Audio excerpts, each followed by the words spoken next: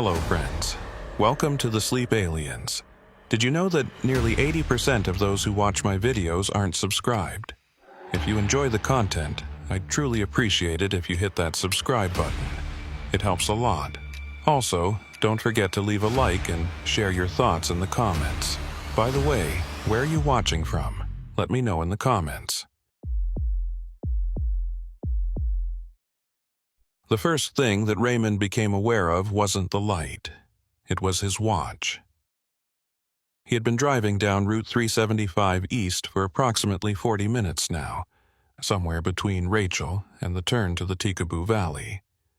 The road was completely lonely, with not a single other car in sight, other than his own, a rental, along with the hum of the engine as his only companion.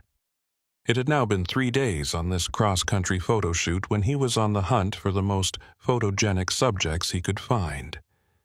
The Milky Way was something he had heard about on this extraterrestrial highway for many years now. Not because of the reported UFO sightings, but because the Milky Way was spectacular here. The dashboard clock read 11:47 p.m. His wristwatch said 11:47 p.m. He remembered checking both clocks when he left the Little A-Lynn, which was a 10-minute drive back. The bartender had told him not to make this ride at night. "Things can go weird on this stretch," she said. Not so much smiling, but not smiling either. Cell phones die, autos stop, folks report seeing things. Raymond had nodded politely and left a decent tip. Now, as his headlights swept across another mile marker, he glanced down at his watch again out of habit. 11:50 p.m. Then he looked at the dashboard clock. 11:47 p.m. He blinked. Looked again. Watch. 11:50 p.m. Dashboard. 11:47 p.m. That didn't make sense. His watch was atomic synced, updated via radio signal every night.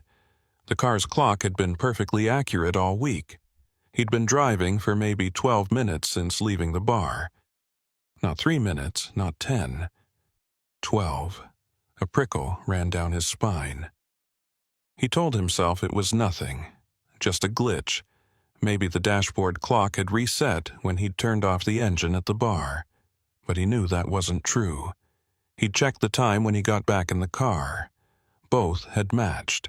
Somewhere in the last 12 minutes, his watch had gained 3 minutes that his car's clock didn't know about. He slowed down without meaning to, his foot easing off the gas. The road ahead was perfectly straight, disappearing into darkness beyond his high beams. No other cars. No lights from houses or buildings. Just sagebrush and rock and empty desert on both sides, and the distant black shapes of mountains against a star-filled sky. That's when he saw it. Not a light exactly. More like an absence of stars. A dark shape, maybe a mile ahead, hovering above the road. It was roughly triangular, blocking out a constellation he'd photographed the night before near Great Basin National Park.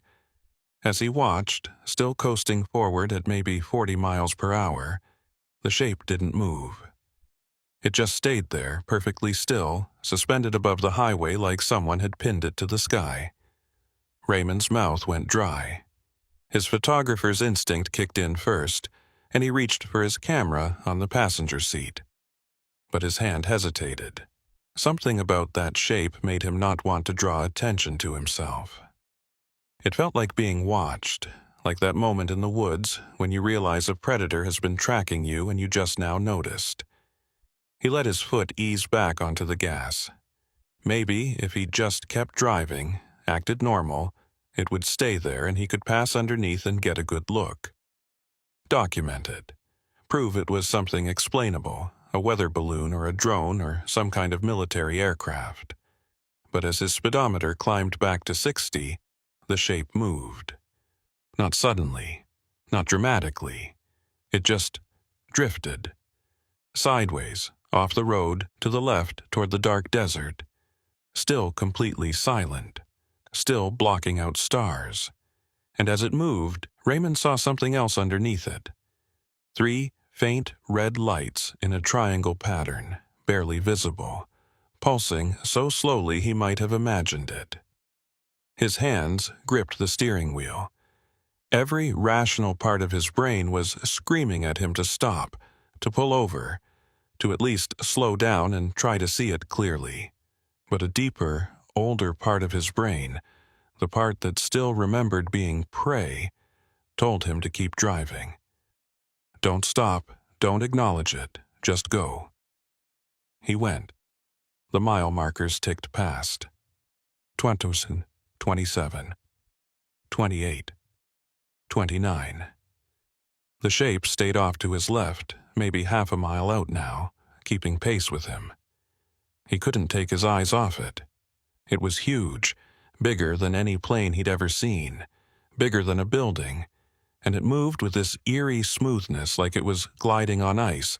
No thrust, no jets, no sound at all.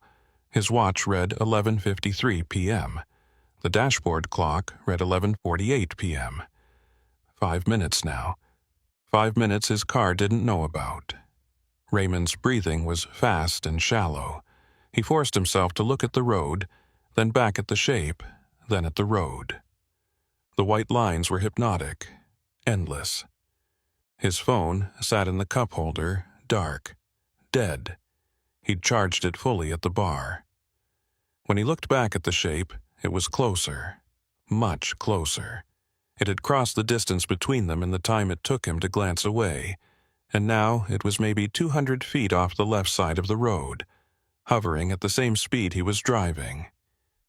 He could see it clearly now in his peripheral vision. It was triangular, or maybe diamond-shaped, with those 3 red lights underneath and something else, something darker than the night itself, making up the body of it. No windows, no markings, no sound. Raymond's foot found the brake. He didn't mean to stop, but his body did it anyway, overriding logic. The car slowed, 50, 40, 30, and the shape slowed with him, perfectly matched, like they were connected by an invisible thread. 20 miles per hour. 10. And then he stopped. The engine was still running, his headlights still cut through the dark, but everything else was quiet in a way that felt wrong. No wind, no insects, no distant hum of machinery. Just his breathing and the tick of his cooling engine and the blood rushing in his ears. The shape hung there, motionless, maybe 150 feet away. Up close like this, Raymond could see it was metallic, or at least reflective in some strange way that didn't quite catch his headlights right. The surface seemed to shimmer, like heat distortion, except the night was cold. He should take a picture. That's what he kept thinking. He should document this. But when he reached for his camera, his hand was shaking so badly he couldn't grip it. And underneath the fear, underneath the adrenaline was something else, a feeling, like the air itself was pressing down on him, thick and heavy, making it hard to think clearly. His watch read 11:56 p.m. The dashboard read 11:48 p.m. 8 minutes. He'd lost 8 minutes, and he had no idea how. Then, as suddenly as it had appeared, the shape moved, not away, up. It lifted vertically, smooth and fast, and in 3 seconds it was just a dark spot against the stars, and then it was gone. Raymond sat there, engine idling, hands on the wheel, for what felt like an hour. But when he finally looked at his watch again, only 30 seconds had passed. 11:56 p.m. The dashboard clock now read 11:56 p.m. They matched. He drove the rest of the way to Tonopah without stopping. Hands locked at 10 and 2, eyes straight ahead. When he got to his motel room, he checked his camera's memory card. The last photo he'd taken was at 11:35 p.m., outside the little Inn. Nothing after that. His phone was still dead, despite being fully charged an hour ago. And his watch, his perfect atomic-synced watch, was now running 3 minutes slow compared to the motel's clock. He never told anyone what he saw that night. But sometimes, late at night when he can't sleep, he thinks about those missing minutes. Where did they go? What was he doing while his watch ticked forward and his car's clock stood still? And what was that shape watching him for? Cole had been driving trucks for 16 years and he'd seen his share of weird shit on lonely highways. Deer with glowing eyes. Ball lightning during thunderstorms. Drunk drivers going the wrong way. Once, outside of Elko, he'd watched a meteorite burn up so bright it turned night into day for 3 solid seconds. But he'd never seen anything like what happened on Highway 6, just south of Warm Springs. It was a Tuesday, 2:47 a.m. according to his dash clock. Cole was hauling electronics from California to a distribution center in Salt Lake City, running 2 hours ahead of schedule because traffic had been light and he'd fueled up quick in Tonopah.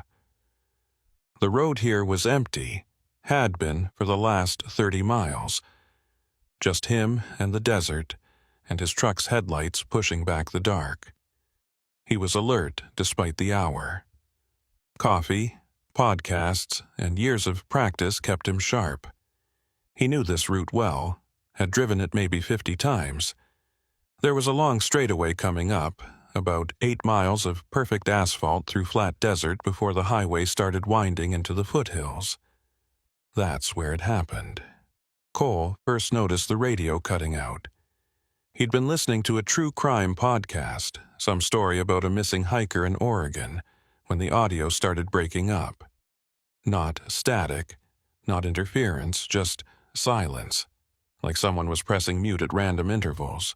He reached over to check the connection, figured maybe his phone had lost its signal, but before he could touch it, the entire cab went dark, not just the lights, everything. Dashboard, headlights, even the little green glow from his GPS unit. All of it gone. But the engine didn't stop. He could still feel the truck moving, still hear the diesel rumble beneath him. The transmission was still engaged, but without headlights he was suddenly driving blind at 65 miles per hour through pitch darkness. Cole's training kicked in. Don't brake hard, don't swerve.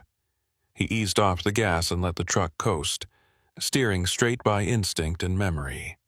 The road had been empty. If he'd just stayed in his lane, he'd be fine until he stopped and figured out what the hell was wrong. But then he realized something worse.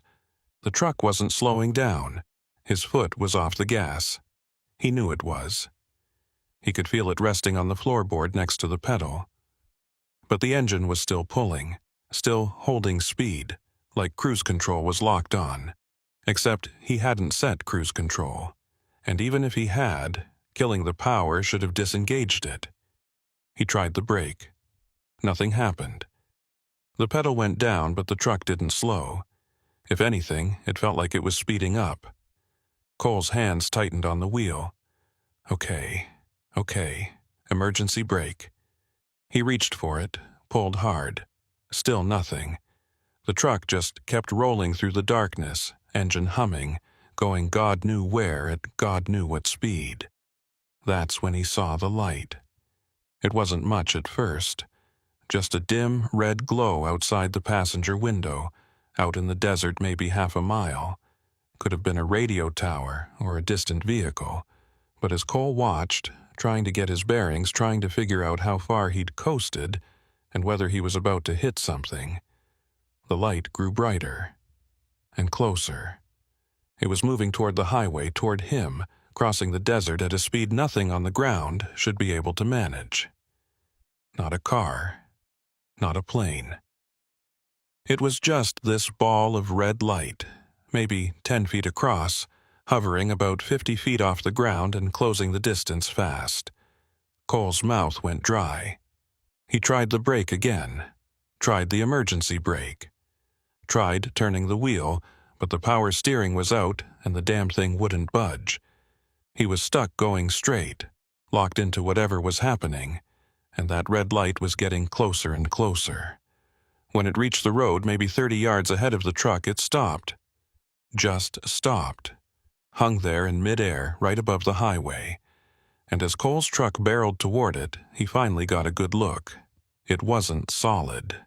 The red light was coming from inside something.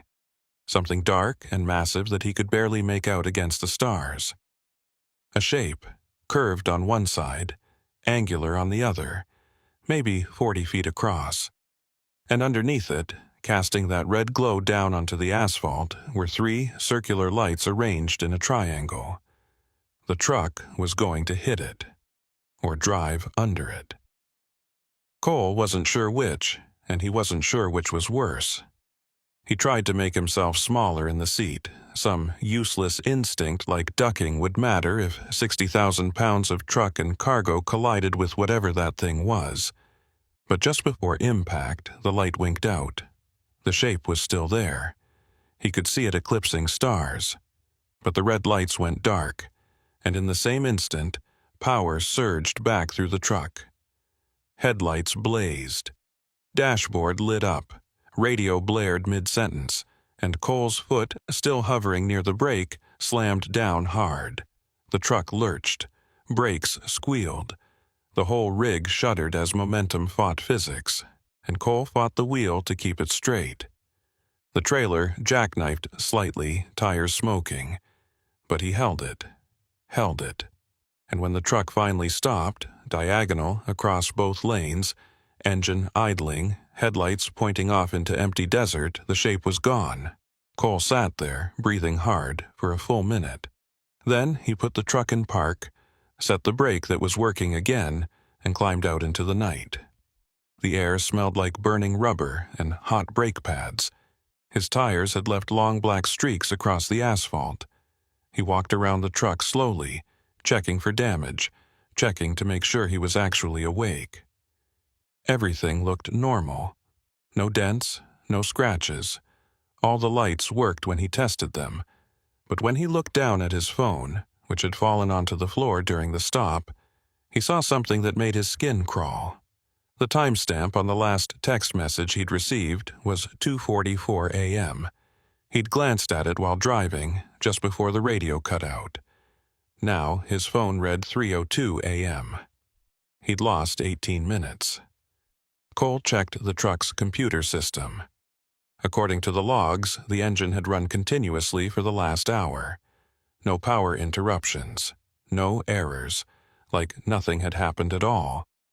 But his dash cam, which should have recorded everything, was blank from 2:47 a.m. to 3:02 a.m.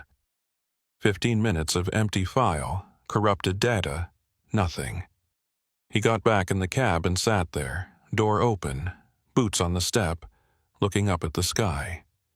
The stars were bright and clear and indifferent. The desert was silent except for the cooling tick of the engine. And somewhere out there, maybe a mile away, maybe 10, something had stopped his truck and stolen a quarter hour of his life.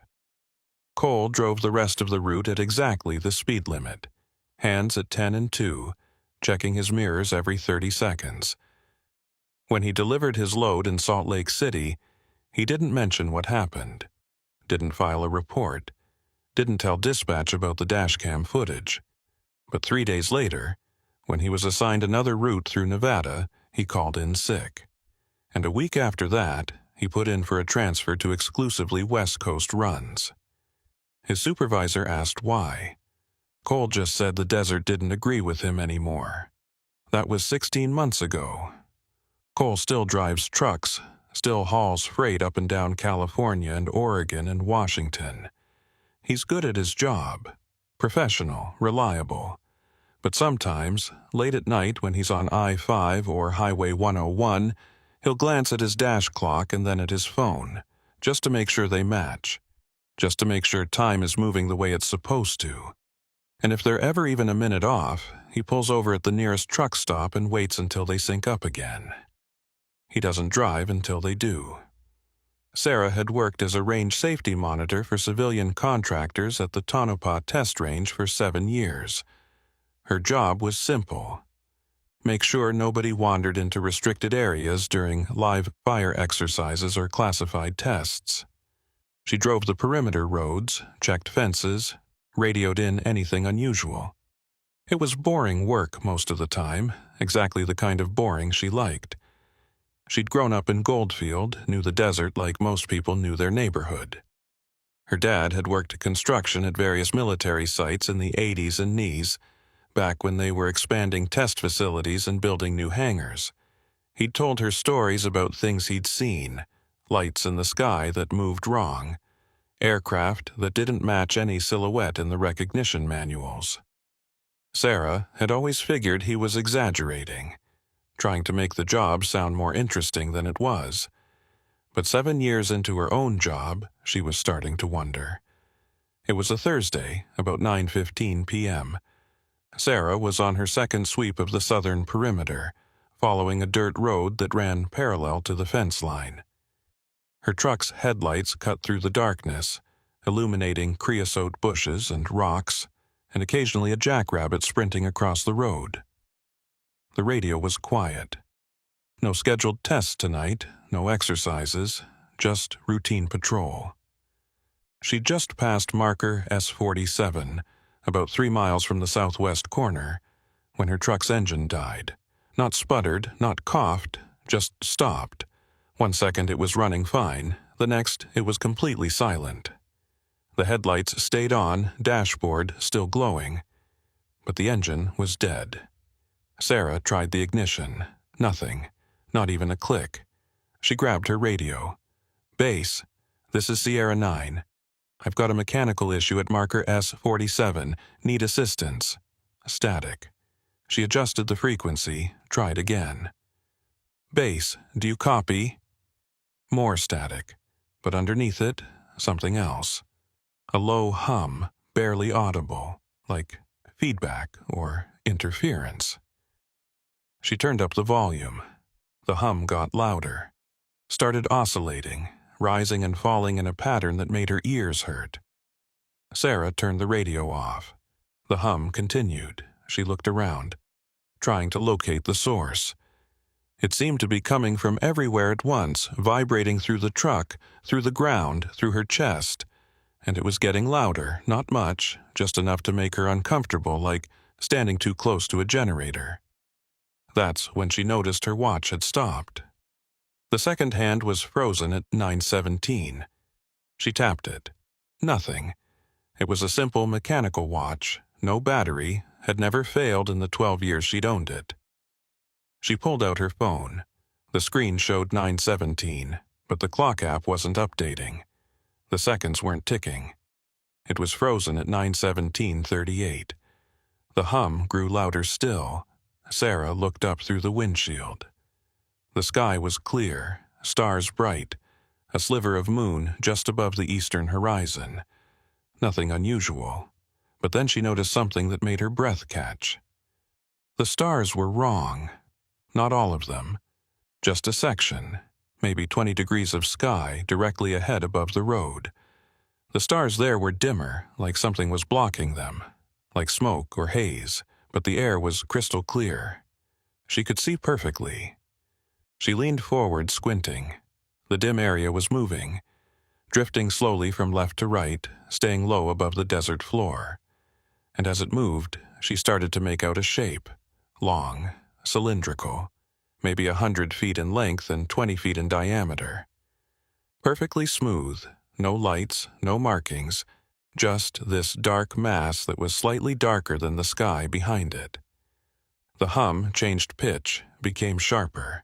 Sarah's hands gripped the steering wheel. Every instinct told her to get out, to run, but run where? She was 3 miles from the nearest gate, 10 miles from the main facility. And something told her that running would be the wrong move, that it would notice her. So she sat very still, barely breathing, and watched. The shape drifted closer to the road. It was moving against the wind, she realized. There was a light breeze tonight, coming from the south, but the shape was gliding north to south, perpendicular to it. No sound except that hum, which was now loud enough to make her teeth ache. When it reached the road, maybe 50 yards ahead of her truck, it stopped. Sarah's heart hammered. The shape was lower now, maybe only 30 feet off the ground, close enough that she could see details.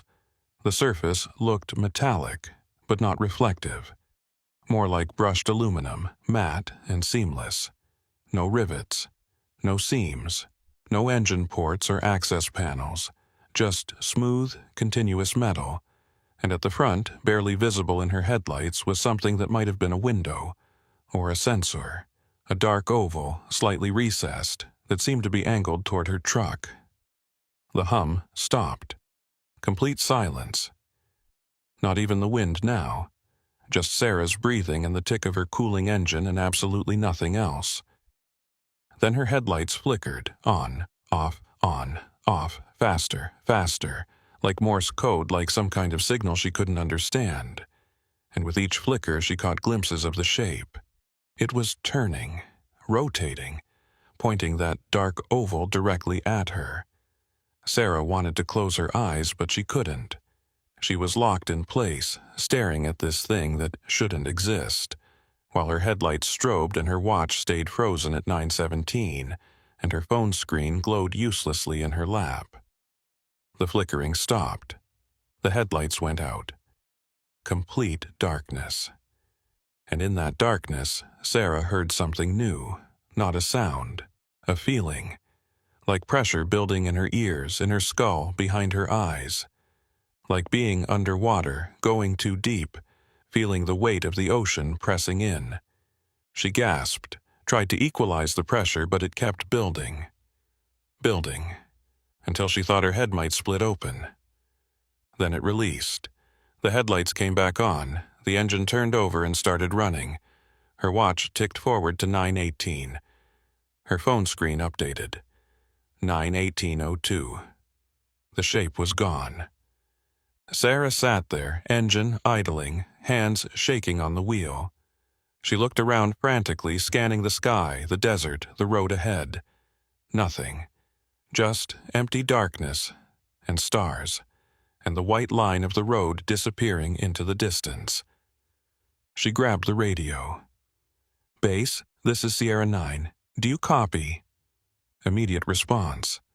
"Sierra 9, this is Base. Go ahead." Sarah stopped. What was she going to say? That she saw something? That time stopped? That her truck died and restarted itself? Never mind. False alarm. S-47 clear, continuing patrol. Copy, Sierra 9. Base out. Sarah put the truck in drive and continued down the road. Her hands wouldn't stop shaking. She turned on the heat, even though it wasn't cold. Turned on the radio, found a talk show, let the voices fill the cab. Anything to push back the silence. At the end of her shift, she filed a standard report. Routine patrol, no incidents. She didn't mention the engine trouble, didn't mention the shape, didn't mention the hum or the pressure or the way time had stuttered like a skipping record. But the next day, she requested a transfer to daytime shifts only. And when her supervisor asked why, she said she'd been having trouble sleeping. Which wasn't a lie. She hadn't slept at all that night.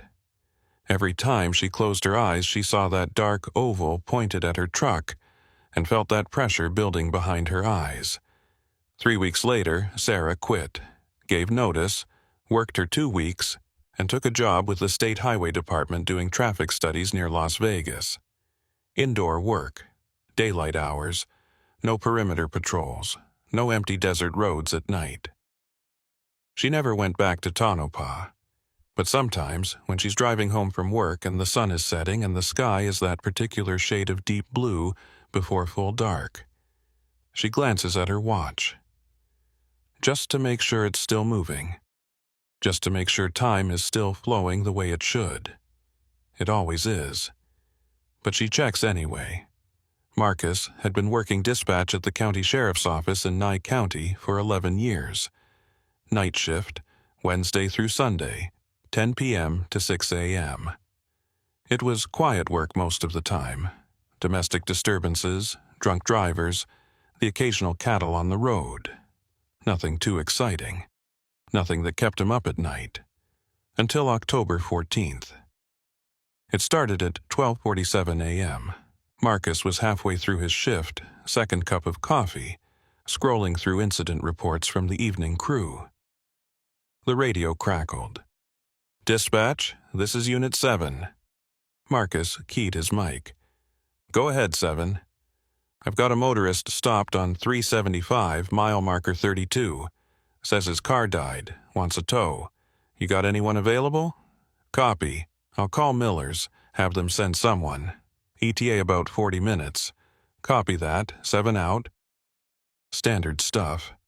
Marcus called the tow company, logged the call, went back to his reports. But 15 minutes later, the radio crackled again. "Dispatch, 7. Marcus frowned. Deputy Hansen usually didn't call unless there was a problem. "Go ahead." "Dispatch, the motorist he's pretty shaken up. Says something followed him before his car died. Asking about military activity in the area tonight. Anything scheduled?" Marcus pulled up the airspace coordination file. He had access to general information about exercises and tests, enough to know when to expect noise complaints or unusual aircraft reports. The file was empty. Nothing scheduled. -7. No activity reported. What did he say followed him? A pause, then, he says it was a light. Big one, moving low over the desert. Says it paced his car for about 5 miles before his engine cut out. I'm not seeing any signs of mechanical failure, though. Battery's good, everything looks fine, but the car won't start. Marcus typed up the details, logged them. "Copy. Could be alternator. Tell him to try again in a few minutes. Sometimes they need to reset. Miller's is en route." "Copy. Hey, dispatch, you getting anything else out here? Reports of lights or aircraft?" "Negative. You seeing something?" Another pause. Longer this time. "Maybe. There's something off tonight. Can't put my finger on it. Just feels wrong." Marcus looked out the window of the dispatch center. Clear night. Stars visible even with the light pollution from the town. Nothing unusual. "Copy, 7. Keep me posted." "Will do. 7 out." Marcus made a note in the log and settled back into his chair. Deputy Hansen was solid, not the type to get spooked, but everyone had off nights. Maybe he was tired. Maybe the motorist's story had him jumpy. At 1:22 a.m., the radio crackled again, but this time it wasn't Hansen. "Dispatch, this is Unit 3. Deputy Morales." Marcus keyed the mic. "Go ahead, 3. I've got a call from a resident on Route 6, about 6 miles south of Warm Springs. Says there's lights in the desert moving around. Thinks it might be off-roaders on BLM land. Permission to investigate?" 2 light reports in 40 minutes. That was unusual, but not unheard of. Could be military after all, something not on the coordination list. Could be civilian aircraft, could be nothing. "Copy, 3. Proceed with caution. Check in every 15. Copy, 3 out." Marcus updated the log, noted the location. Route 6 was about 60 miles from where Hansen was on 375. Too far apart to be related. Probably coincidence. But at 1:35 a.m., Unit 3 called in again. "Dispatch, I'm at the location. Resident is outside, pretty worked up. Says the lights were hovering about a quarter mile out, maybe 200 feet up. Big, bright white lights, moving in formation. Says they were there for about 10 minutes, then took off toward the west. Fast. I'm not seeing anything now." "Copy, 3. Any chance it was aircraft from the TTR?" "Negative, dispatch. This guy knows what military traffic looks like. He's former Air Force. Says whatever it wasn't standard procedure. No sound, no nav lights, just solid white." Marcus pulled up a map on his computer. Tonopah Test Range was west of Route 6, but heading west from that location would take the lights over the restricted areas, not populated zones. Strange routing if it was military. "Copy, 3, log it, and clear unless he wants to file a formal report." "He does. Says this is the 3rd time this month. I'm taking his statement now. 3 out." 3rd time this month. Marcus scrolled back through the logs. There, September 23rd, lights reported near Warm Springs. October 1st, lights reported near Tonopah Junction. And now tonight. All within a 20-mile radius of each other. All described as bright, white, silent, moving fast. He was about to flag it for the sheriff's attention when Unit 7 called in again. "Dispatch 7, the motorist's car just started on its own." Marcus blinked. "Say again?" "The car. He was sitting in it waiting for the tow, and the engine just turned over. No key in the ignition. He's freaking out. Says he took the key out when it died, has it in his pocket. But the engine started anyway. Is he trying to leave? No. He's afraid to get back in it. I don't blame him. This is weird, dispatch. I've never seen anything like this." Marcus typed rapidly, logging everything. "Copy. Tow truck still en route?" "Yeah, about 10 minutes out. I'm staying with him until they arrive, 7 out." At 1:58 a.m., 2 more calls came in. Unit 5, reporting lights near Sarcobatis Flat. Unit 8, reporting a motorist's phone and GPS dying simultaneously near the Cactus Springs turnoff. Both deputies sounded uncertain, rattled in a way Marcus rarely heard from his crew. He pulled up the map again, plotted all the locations. They formed a rough line, running northeast to southwest across Nye County, all within a 40-mile stretch, all within the last hour and a half. Something was moving through the area, something that was disrupting vehicles, being seen by multiple witnesses, moving too fast and too silently to be conventional aircraft. At 2:12 a.m., the radio went silent. Not quiet, silent, like someone had turned it off. Marcus checked the equipment. Everything showed operational. The system was receiving, transmitting, but no chatter, no check-ins, no background crosstalk from highway patrol or neighboring counties. Just dead air. He tried calling out. "All units, radio check, respond with your status." Nothing. He tried again. "Any unit, dispatch, radio check." Static. Then, barely audible underneath it, that same low hum Sarah had heard on her perimeter patrol 3 weeks earlier. Marcus turned up the volume. The hum grew louder, oscillating, making his ears ring. He switched to the alternate frequency. Same hum. Switched to Highway Patrol's channel. Same hum. Switched to the emergency frequency. Same hum, even louder now, building to a pitch that made him pull off his headset. The lights in the dispatch center flickered, once, twice, then steadied, and the radio crackled to life. "Dispatch!" Unit 7's voice strained. "Dispatch, you copy?" Marcus fumbled his headset back on. "Copy, 7. What's your status?" "We just had, I don't know how to describe it. Everything went dark. All our lights, the car's lights, my flashlight, even the stars. Like someone threw a blanket over everything. Lasted maybe 30 seconds. Then it just cleared up. The motorist is in his car, doors locked. Won't come out. Says he saw something during the blackout, something big." "What did he see?" "He won't say. Just keeps shaking his head. Tow truck's here now, we're getting him out of here." "Copy. Are you okay?" A long pause. "I don't know, dispatch. I really don't know." Over the next 30 minutes, all units checked in. Every single one had experienced the same blackout.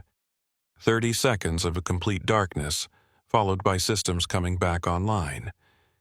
None of them could explain it. None of them wanted to talk about it. Marcus logged everything. Every call, every detail, every timestamp. When his shift ended at 6 a.m., he compiled it into a report and left it on the sheriff's desk. He didn't editorialize, didn't theorize, just presented the facts. The sheriff read it, nodded slowly, and filed it away. Didn't ask questions, didn't seem surprised, just filed it under unusual activity, which Marcus noticed was a surprisingly thick folder. Marcus worked his next shift as normal, and the one after that. But he started keeping his own file at home, tracking reports of lights and equipment failures and strange occurrences. The pattern was clear if you knew to look for it.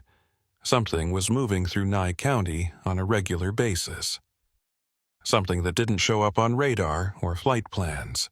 Something that could shut down vehicles and black out entire areas and move faster than anything conventional. He didn't know what it was, didn't pretend to. But after 11 years of listening to deputies call in their reports, hearing the uncertainty in their voices, the fear they tried to hide, he knew one thing for certain. Whatever was out there in the desert, it didn't want to be seen. But every now and then, when conditions were right, when people were in the wrong place at the wrong time, they saw it anyway. And they were never quite the same afterward. Jennifer had driven out to the Black Rock Desert specifically to photograph the Milky Way. She was a professional astrophotographer, had been published in Astronomy magazine twice, and the desert north of Gerlach offered some of the darkest skies in the continental United States. She'd been planning this trip for 3 months, waiting for a new moon, clear weather, and a weekend she could get away from her job in Reno. Everything was perfect. Bone-dry lakebed, no wind, temperature in the low 60s. She'd set up her equipment 2 hours before sunset. DSLR on a tracking mount, intervalometer for time-lapse, backup batteries, red headlamp to preserve night vision. By 9 p.m. she was ready, camera clicking away, taking 30-second exposures of the galactic core rising over the eastern horizon. She settled into her camp chair, thermos of coffee in hand, and watched the sky do what it did best. Slowly rotate, stars wheeling overhead in that ancient pattern that never changed. This was her church, her meditation. Out here, alone under billions of stars, she felt connected to something vast and indifferent and beautiful. At 10:47 p.m., something moved across her field of view. Jennifer's first thought was satellite. She saw them all the time, little dots of reflected sunlight crawling across the darkness. But this wasn't crawling. It was moving fast, west to east, bright enough to cast a faint shadow on the ground beside her chair. She watched it track across the sky. No blinking lights, no sound. Just steady, silent motion, brighter than any satellite she'd ever seen. Maybe the ISS. She pulled out her phone, checked the tracker app. The ISS was over the Atlantic. This wasn't it. The light reached the zenith and stopped. Jennifer sat up straighter. Satellites didn't stop. They were in orbit. Momentum was everything. But this light just stopped. Hung there directly overhead, maybe 45 degrees up from the horizon. Perfectly stationary. She stared at it for a full minute, trying to rationalize. High-altitude balloon? Drone? But balloons drifted, and drones had navigation lights and made noise. This was silent, motionless, just sitting there like someone had pinned it to the celestial sphere. Then it moved again, but not the way it had come. It darted sideways, north to south, maybe 20 degrees of arc in a single second, stopped again, then darted back, east to west 30 degrees, stopped, then dropped straight down toward the horizon, accelerated into the descent, and vanished behind the mountains. Jennifer was on her feet, coffee forgotten, staring at the empty sky. What the hell was that? She'd been watching stars her entire life. She knew satellites, planes, meteors, iridium flares, SpaceX trains, every natural and artificial phenomenon that moved through the night. That wasn't any of them. She checked her camera, still clicking away, intervalometer running. Good. If that thing came back, she'd have it on sensor, but part of her hoped it didn't come back. Part of her wanted to pack up right now, drive back to Reno, forget she'd seen anything. The rational part of her brain won.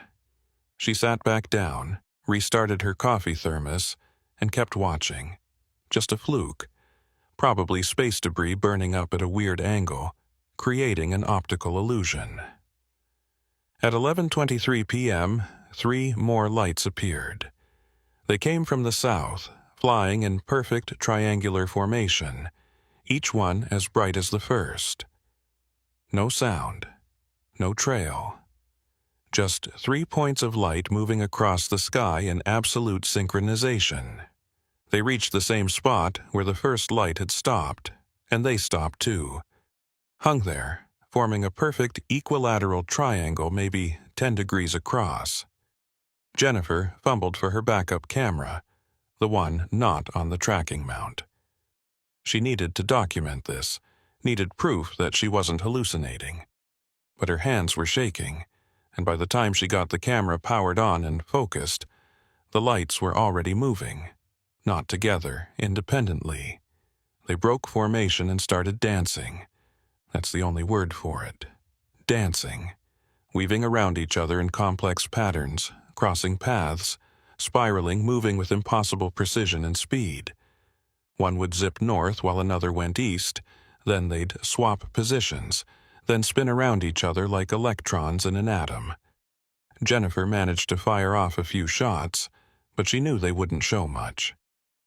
Long exposure was useless for something moving this fast, and her tracking mount was programmed to follow stars, not whatever these were.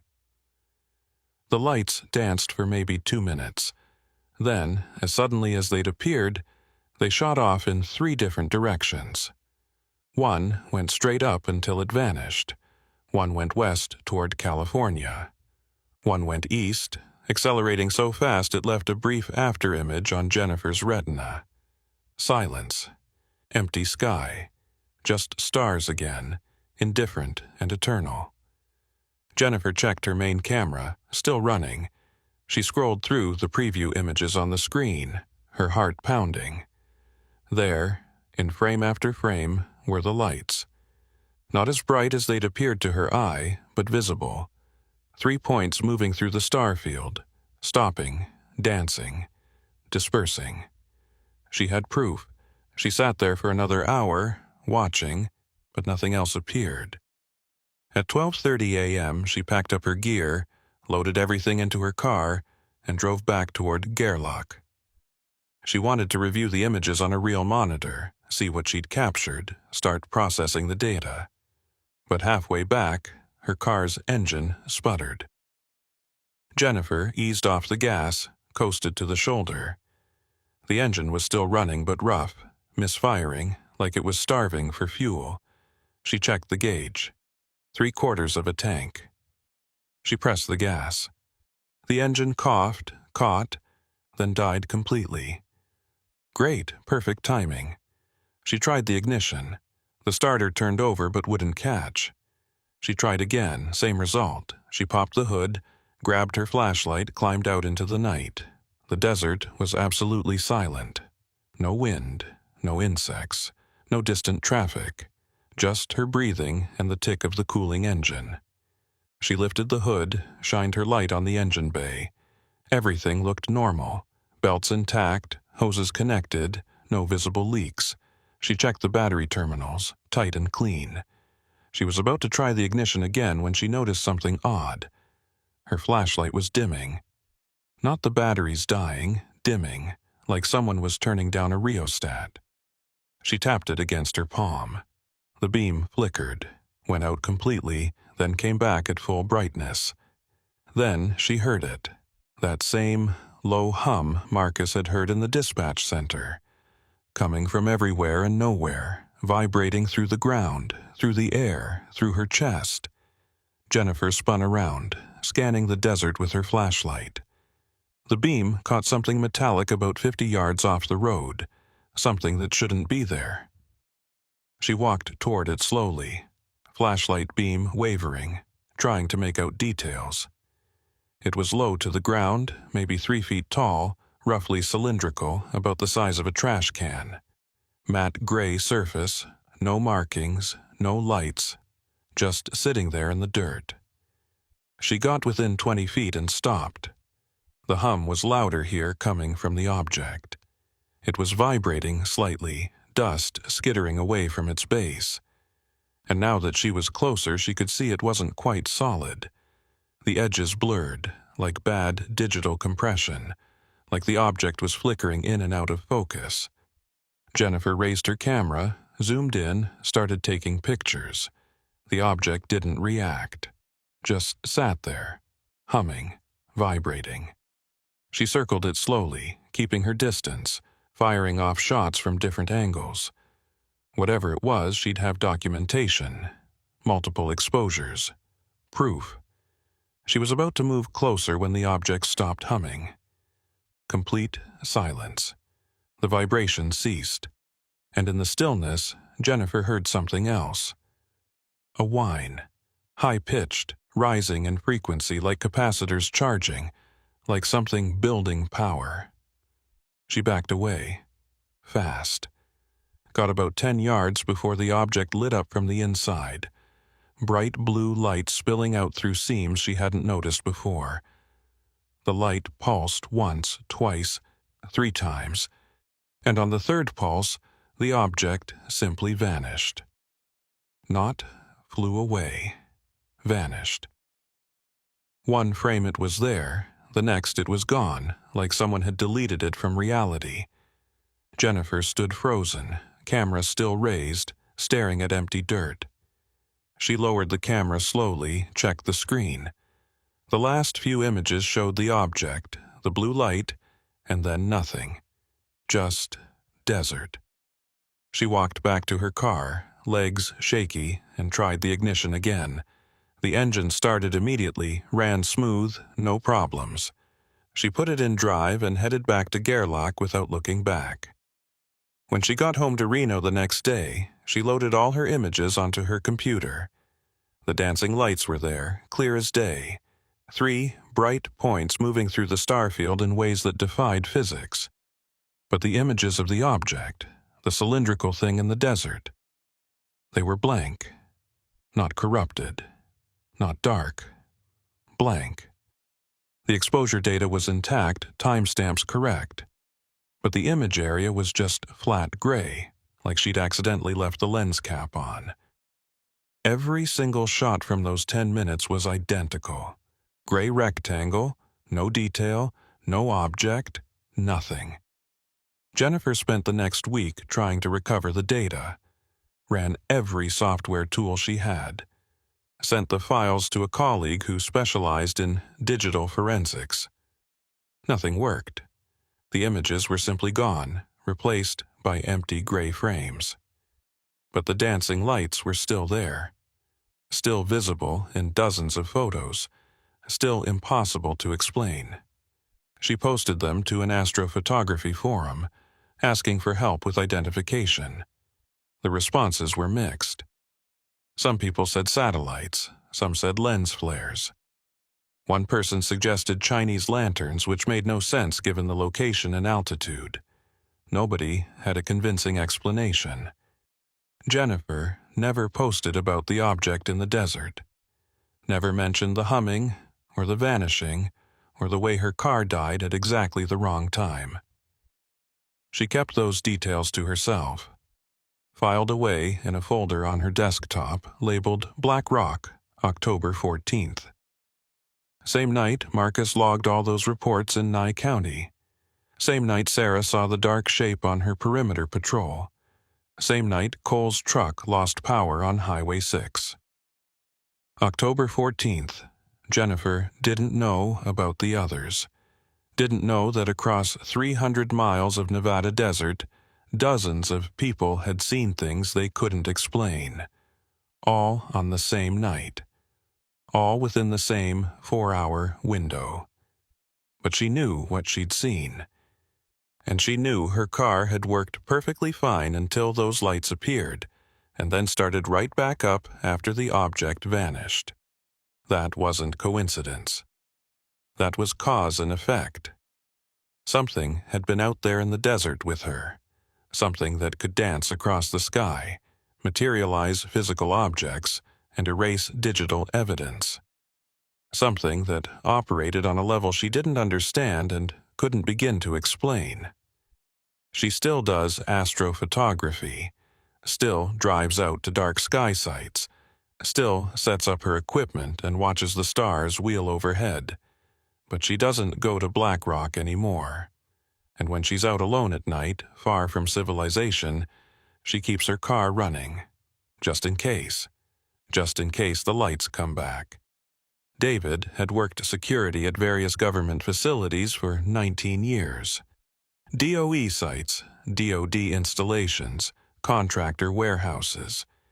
He had top-secret clearance, had signed more NDAs than he could count, and had learned early on that asking questions was a good way to get transferred to worse assignments. His current post was at a logistics facility about 40 miles north of Tonopah. He wasn't supposed to know what they stored there, but it was obvious. Aerospace components, electronic systems, prototype hardware, stuff that came in on unmarked trucks and went out on unmarked trucks and was never discussed in the break room. David worked nights, usually alone, monitoring cameras and doing foot patrols. It was easy work, quiet, nothing ever happened. Until November 3rd. He was in the security office at 1:15 a.m., halfway through his shift, watching 16 camera feeds on the monitor wall. Perimeter, loading dock, warehouse interior, vehicle gate. All normal, all quiet. Then camera 7 went dark. Just winked out, replaced by a blue screen that said, "No signal." David frowned. Checked the system logs. No errors, no alerts. The camera was supposedly online, transmitting, but no image was coming through. Camera 7 covered the north side of the facility, looking out towards the desert. Nothing much to see there usually, just fence line and sagebrush. David grabbed his flashlight and radio and headed outside to check it. The November air was cold, maybe 40 degrees, and absolutely still. His breath puffed out in small clouds. The facility was fully lit, security floods illuminating the entire perimeter, casting harsh shadows. Camera 7 was mounted on the northwest corner, 20 feet up on a pole. David reached the base of the pole and looked up. The camera housing looked intact. No obvious damage. He was about to call maintenance when he noticed something odd. The camera was pointed the wrong direction. Not slightly off, wrong. It was aimed almost straight down at the ground when it should have been angled out toward the fence. He'd walked this perimeter hundreds of times. He knew where every camera pointed. This one had been moved. But who could have moved it? The housing was locked, tamper-resistant, and the logs hadn't shown any maintenance in the last week. David was pulling out his phone to take a photo when all 16 cameras went dark. He looked up at the monitor building. Through the windows, he could see the blue glow of no signal screens where the camera feeds should be. Every single one gone at once. His radio crackled. "David, you copy?" It was Marcus, the day shift supervisor who sometimes worked late. David keyed his mic. "Yeah, I'm here. Cameras just went down." "I know. I'm seeing it on the remote feed. What's your status?" "I'm outside, north perimeter. Camera 7 was acting up, now they're all out." "Copy. I'm pulling up system diagnostics. Stand by." David stood there, flashlight in hand, scanning the darkness beyond the fence. The security floods were still on, but they only reached about 50 yards. Beyond that was just darkness and desert and mountains in the distance. His radio crackled again. "David, the system shows all cameras operational, transmitting, but we're not getting image data. It's like they're sending blank feed." "How is that possible?" "I don't know. I'm going to try a full system reset. Might take a few minutes. Can you do a manual perimeter check?" "Copy. Starting now." David began walking the fence line, flashlight sweeping back and forth. Everything looked normal. Chain link intact, no cuts, no footprints in the dust. He reached the east corner, turned south. Still nothing. The facility was quiet except for the hum of the HVAC units. He was halfway down the south side when his flashlight died. David tapped it. Nothing. He unscrewed the end cap, checked the batteries. They were fresh, installed at the start of his shift. He put them back in, tried again. Dead. He pulled out his phone to use its flashlight. The screen wouldn't turn on. He tried the power button. Nothing. The phone was dead too, and it had been at 80% charge 15 minutes ago. David stood very still, suddenly aware of how exposed he was. The security floods were still on, but he was in a shadow between two lights, standing in a pool of darkness, and the darkness felt wrong. Heavier. Thicker. He heard it then. That same hum. Low, oscillating, coming from everywhere. The same hum Sarah had heard. The same hum Marcus had heard. The same hum Jennifer had heard. David's jaw clenched. He'd been briefed when he took this job. Sometimes there were tests. Sometimes there were unusual phenomena. Sometimes things happened that couldn't be explained, and the correct response was to document and report without speculation. But this felt different. This felt personal.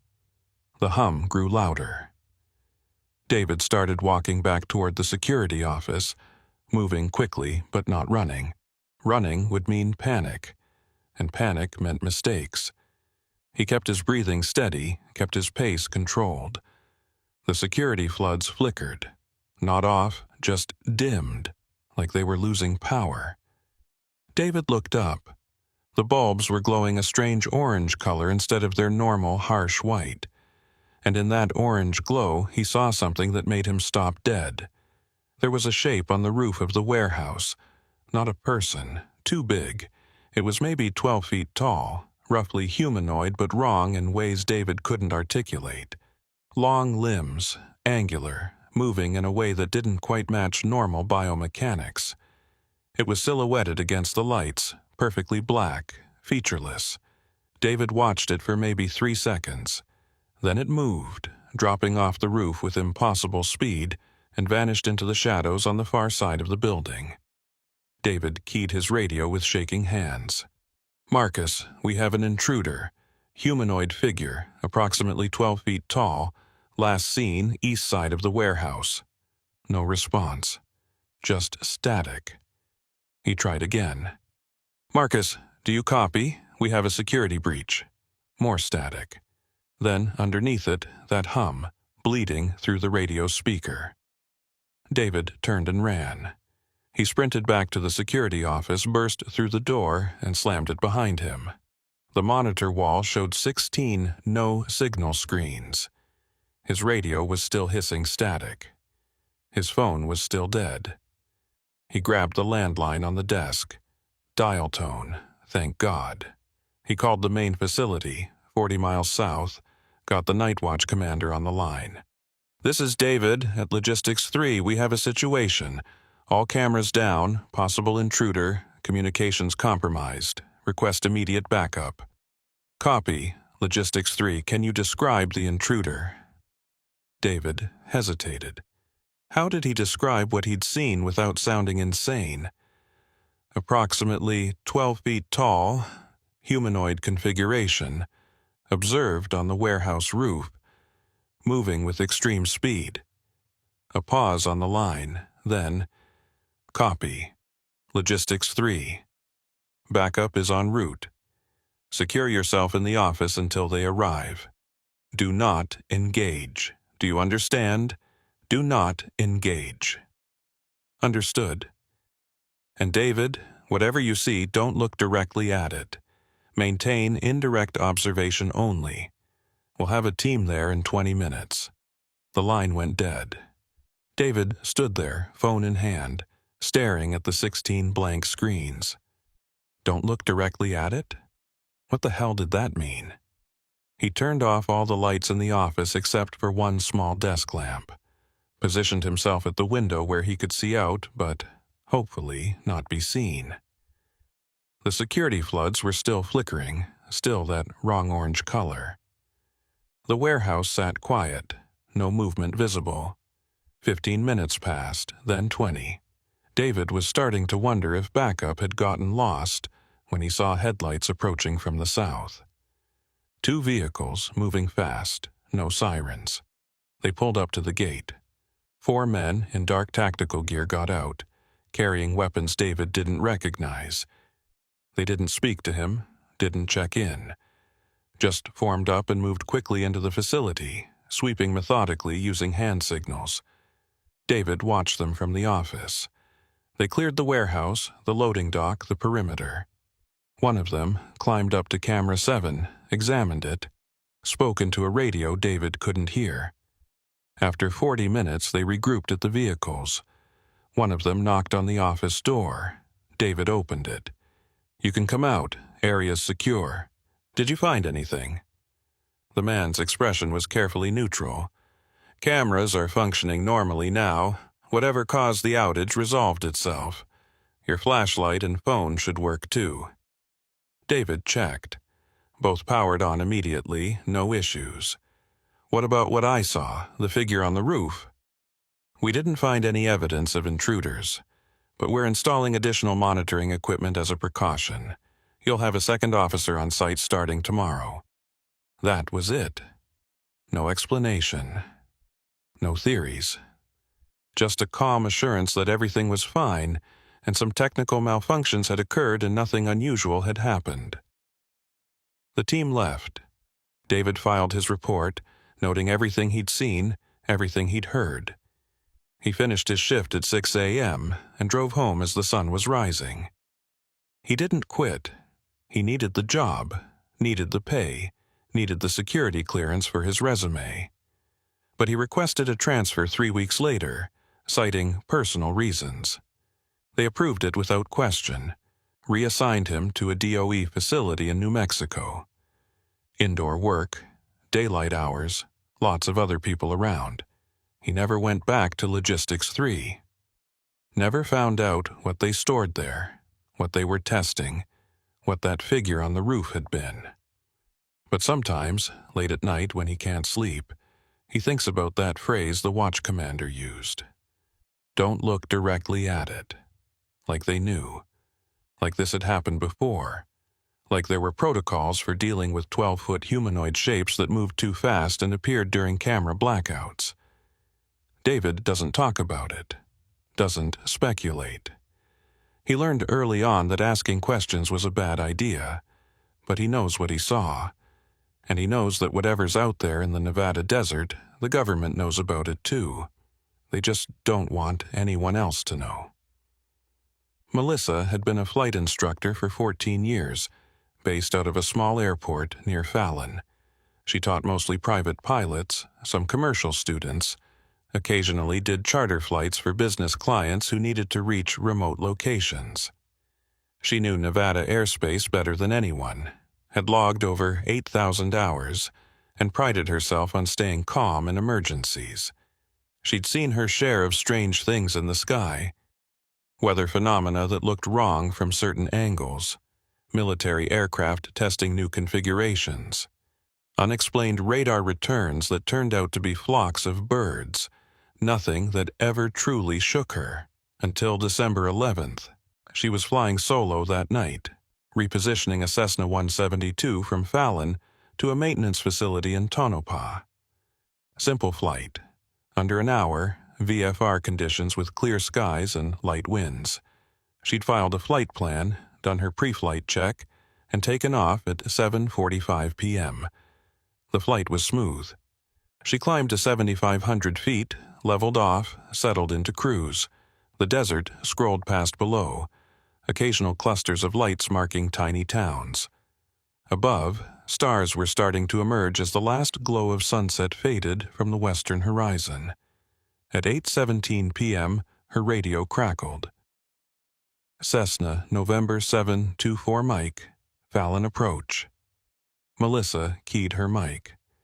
Fallon, 724 Mike, go ahead. 4 Mike, we're showing unusual traffic in your vicinity, approximately 10 miles ahead, altitude unknown. Advise you maintain VFR and report any visual contact.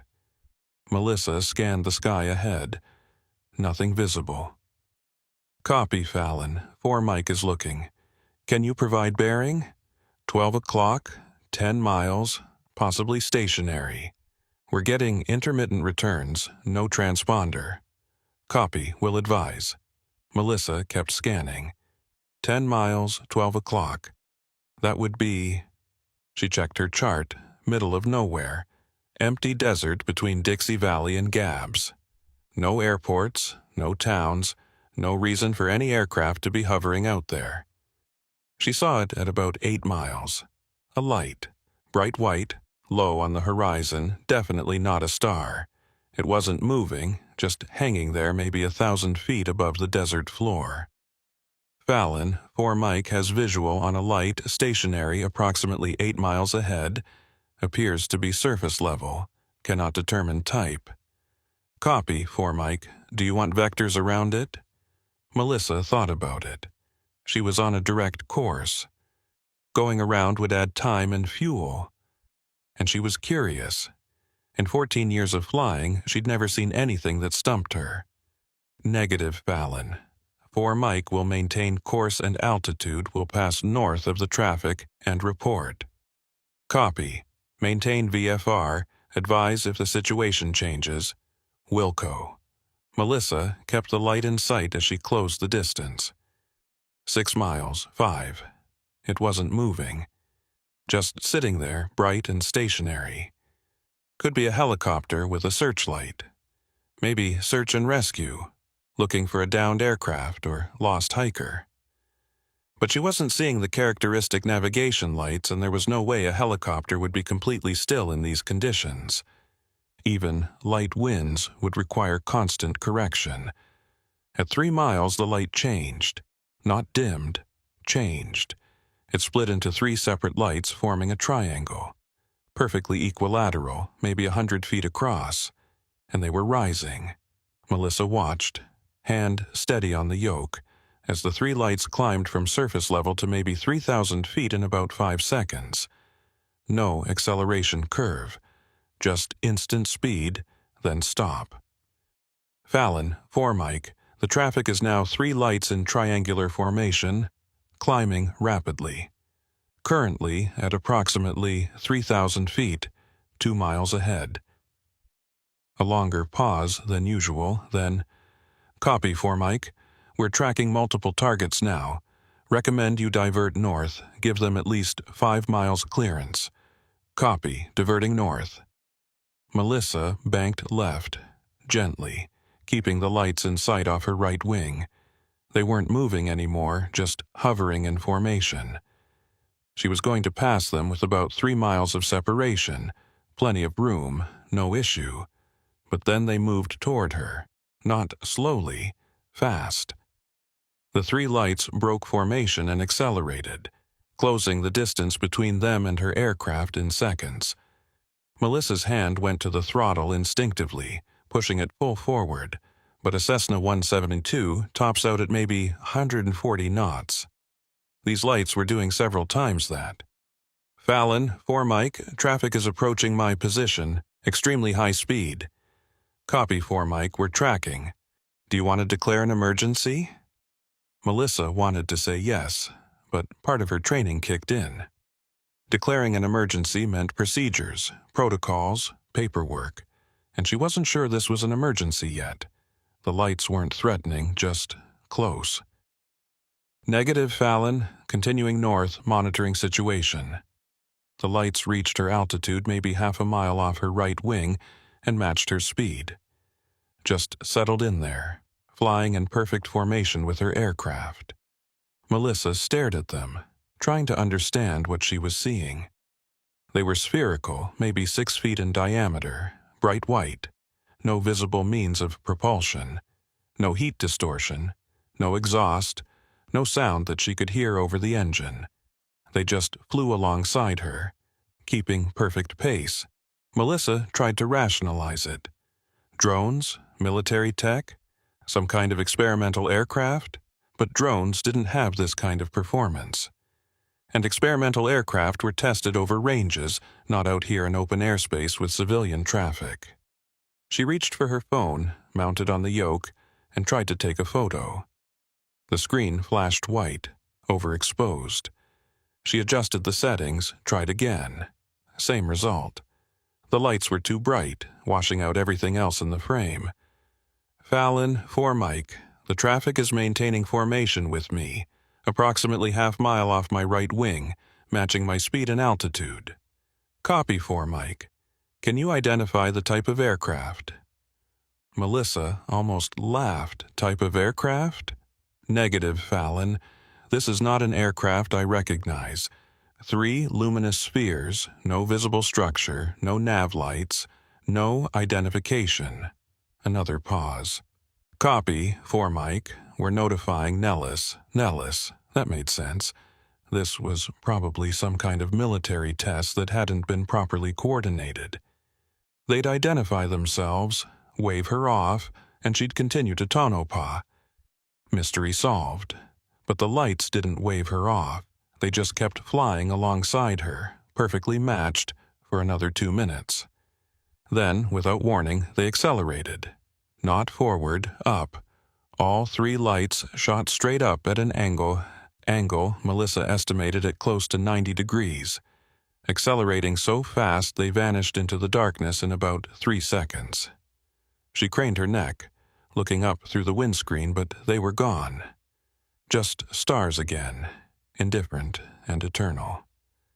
Fallon, 4 Mike, traffic has departed my vicinity, climbing vertically at extremely high speed. No longer in sight. Copy, 4 Mike. We lost them on radar as well. Do you wish to continue to Tonopah? Melissa checked her instruments. Everything normal. Engine temps good, oil pressure good, fuel sufficient. No reason to divert. Affirmative, Fallon, continuing to Tonopah.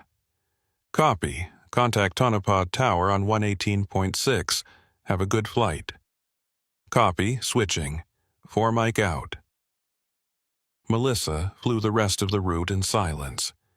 Hands steady on the controls, eyes scanning the darkness. The lights didn't come back.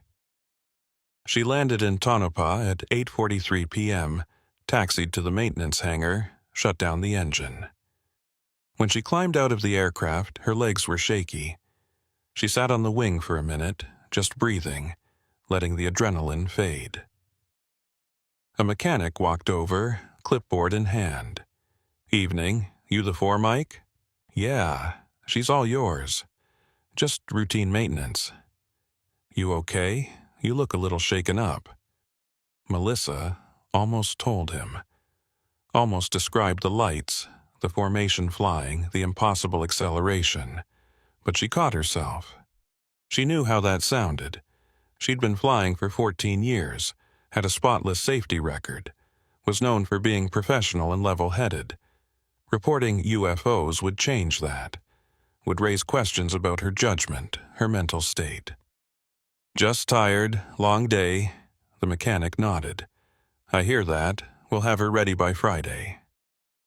Melissa drove back to Fallon that night, stopping at a diner in Hawthorne for coffee. She sat in a booth, phone in hand, trying to decide whether to file a formal report. She'd talked to Fallon Approach. They had radar data. They'd notified Nellis. It was already documented. But documented as what? Traffic? Unidentified aircraft? Or something else? She pulled up the official reporting form for unusual aerial phenomena. Pilots were encouraged to report anything they couldn't identify. It was supposed to improve safety, help researchers understand anomalous events. But Melissa had heard stories of pilots who reported seeing things. Some were taken seriously.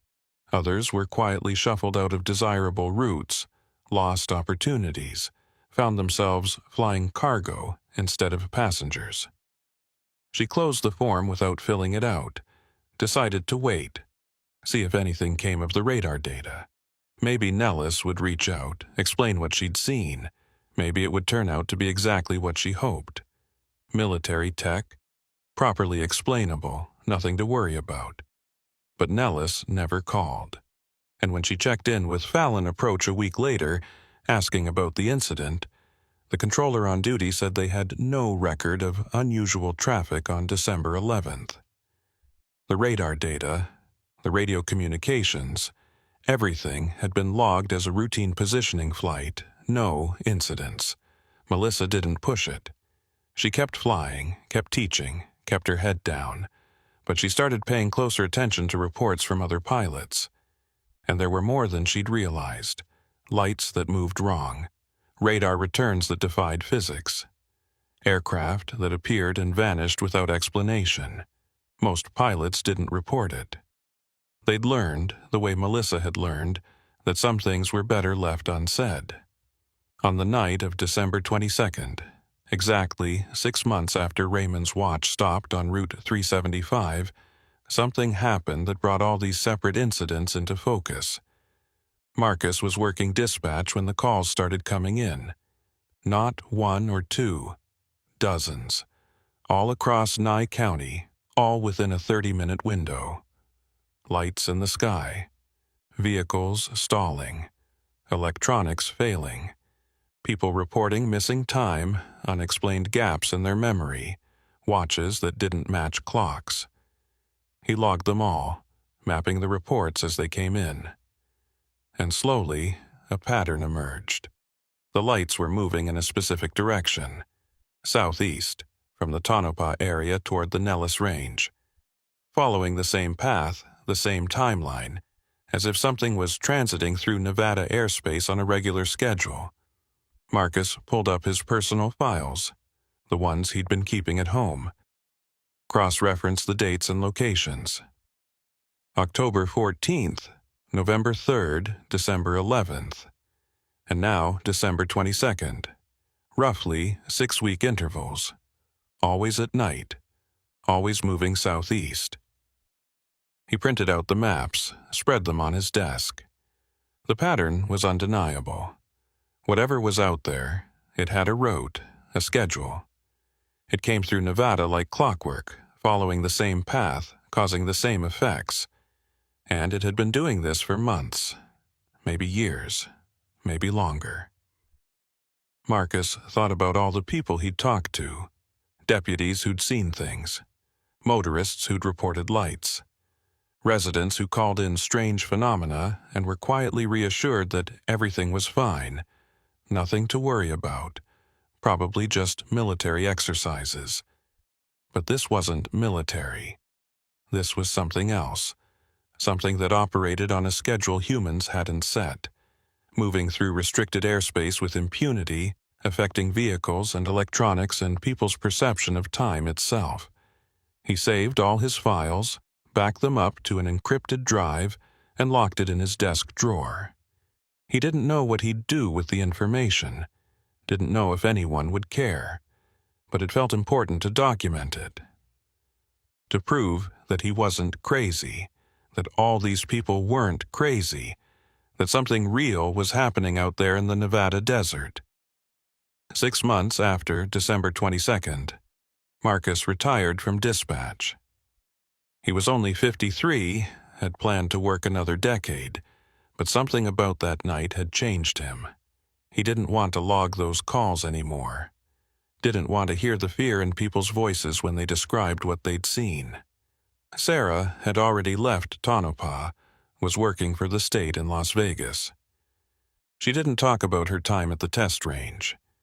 When friends asked why she'd quit such a good job, she just said she'd wanted a change. Cole was still driving trucks, but only on West Coast routes. He'd turned down 2 offers for better-paying runs through Nevada. When his dispatcher asked why, Cole said the hours didn't work for him. That was all. No elaboration. Jennifer still did astrophotography, but she'd stopped posting her images to public forums. The dancing lights from October 14th were stored on her hard drive, time-stamped and geotagged, but she'd never shared them. She told herself it was because she didn't want the attention, but really, she was afraid people would start asking questions she couldn't answer. David had moved to New Mexico, was working security at a different facility. He'd signed new NDAs, agreed to new protocols, and never mentioned what he'd seen at Logistics 3. Sometimes he wondered if the 12-foot figure had been real, or if he'd imagined it. But then he'd remember the way the watch commander had said, "Don't look directly at it." And he knew it was real. They all knew. Melissa kept flying. She had another 8,000 hours ahead of her if she wanted them. But she'd stopped flying at night when she could help it. Scheduled her charter flights for daylight hours, taught her students during the day, and when someone asked her to reposition an aircraft after dark, she politely declined. None of them knew each other. None of them had shared their stories. But they were connected by that same thread, that same experience of seeing something that shouldn't exist and having to pretend it didn't. And every 6 weeks or so, on nights when the sky was clear and the desert was dark, people across Nevada looked up and saw lights that moved wrong. Vehicles stalled. Electronics failed. Time stuttered. The reports came into dispatch centers, to police stations, to air traffic controllers, and they were logged, filed, quietly archived under unusual activity. Because that's what happened out here in Nevada. Strange things in the sky, unexplained phenomena, lights that shouldn't exist. And everyone who saw them learned the same lesson. Don't ask questions. Don't make a fuss. Just file your report, forget what you saw, and move on, because the alternative was accepting that something was out there. Something that could stop engines and bend time and appear and vanish at will. Something that followed its own schedule, moved through restricted airspace whenever it wanted, and had been doing so for longer than anyone could prove. And accepting that meant accepting a truth that most people weren't ready for. That humanity wasn't alone out here in the desert. That we shared this airspace with something else. Something that watched us, studied us, and occasionally, when conditions were right, revealed itself. Just enough to remind us that we weren't the only ones using these skies. Just enough to make us wonder. Just enough to make us look up at night and question everything we thought we knew about what was possible. The Nevada desert keeps its secrets. But if you know where to look, if you know when to watch, you'll see them. The lights that move wrong, the shapes that block out stars, the silence that feels like pressure. They're out there, they've always been out there, and they're not going anywhere.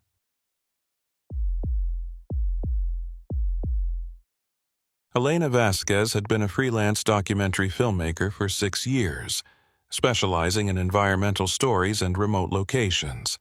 Her last project, about disappearing water sources in the Mojave, had won an award at a regional film festival.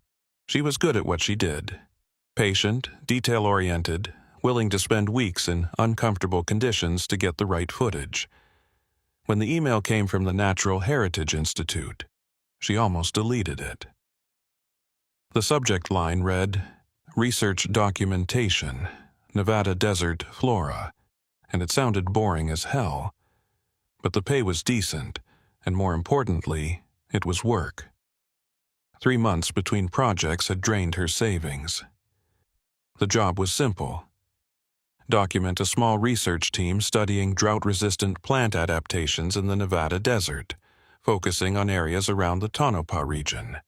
2 weeks of shooting, mostly B-roll of researchers taking samples, time-lapses of desert landscapes, interviews about climate adaptation. Easy money. Elena accepted the assignment and started packing her gear. 2 camera bodies, 5 lenses, tripod, intervalometer, audio equipment, enough batteries and memory cards to shoot continuously for days. She was thorough. She didn't believe in running out of storage or power in the field. The Institute also assigned her an assistant, Mila Rodriguez, a graduate student from UNLV who'd be helping with the research and acting as a second camera operator when needed. They'd spoken on the phone once. Mila sounded young, enthusiastic, maybe a little naive. Fresh out of undergrad, this was her first real field experience. They met in Tonopah on a Thursday evening, May 18th, at a motel that had seen better decades. Mila arrived in a dusty Subaru packed with camping gear, scientific equipment, and enough snacks to survive an apocalypse. Elena? She was shorter than Elena expected, maybe 5'3" with dark hair pulled back in a practical ponytail. I'm Mila. Great to finally meet in person. They shook hands. Elena sized her up quickly. Organized, prepared, nervous energy barely contained. Good. Nervous people paid attention to details. You ready for 2 weeks in the desert? Elena asked. Absolutely. I brought my own camera too, if you need backup footage. Nothing fancy, just a decent DSLR. Good thinking. We'll set up a shot list tomorrow, figure out what we need. The research team arrives Saturday morning. They spent Friday scouting locations, driving the back roads around Tonopah, identifying good shooting spots. The desert here was beautiful in a harsh way. Endless sagebrush, distant mountains, sky so big it made you feel insignificant. Elena shot some test footage, checked her settings, made sure everything was working. Mila was quieter than Elena expected. She asked good questions, took notes, didn't complain about the heat or the dust. By the end of the day, Elena thought they might actually work well together. That night, over cheap Mexican food at the only restaurant still open, Mila said something that stuck with Elena later. Have you ever been out here before, this part of Nevada? Elena shook her head. First time this far north. I usually work in California and Arizona. Why? My uncle used to work construction at some of the facilities out here, back in the 80s and 90s. He told me stories. Mila paused, pushing rice around her plate. About things people saw, lights in the sky that moved wrong, aircraft that didn't match anything in the books. Elena smiled. Ah, UFO territory. We're not far from Rachel, right? The extraterrestrial highway? Yeah, about 90 miles south. Mila looked up. You don't believe in any of that?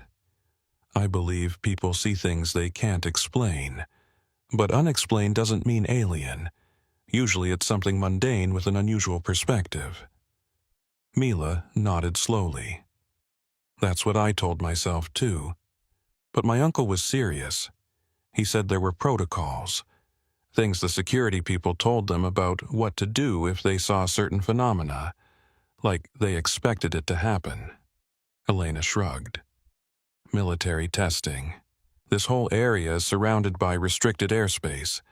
Nellis, Tonopah Test Range, Groom Lake, they probably fly experimental stuff all the time.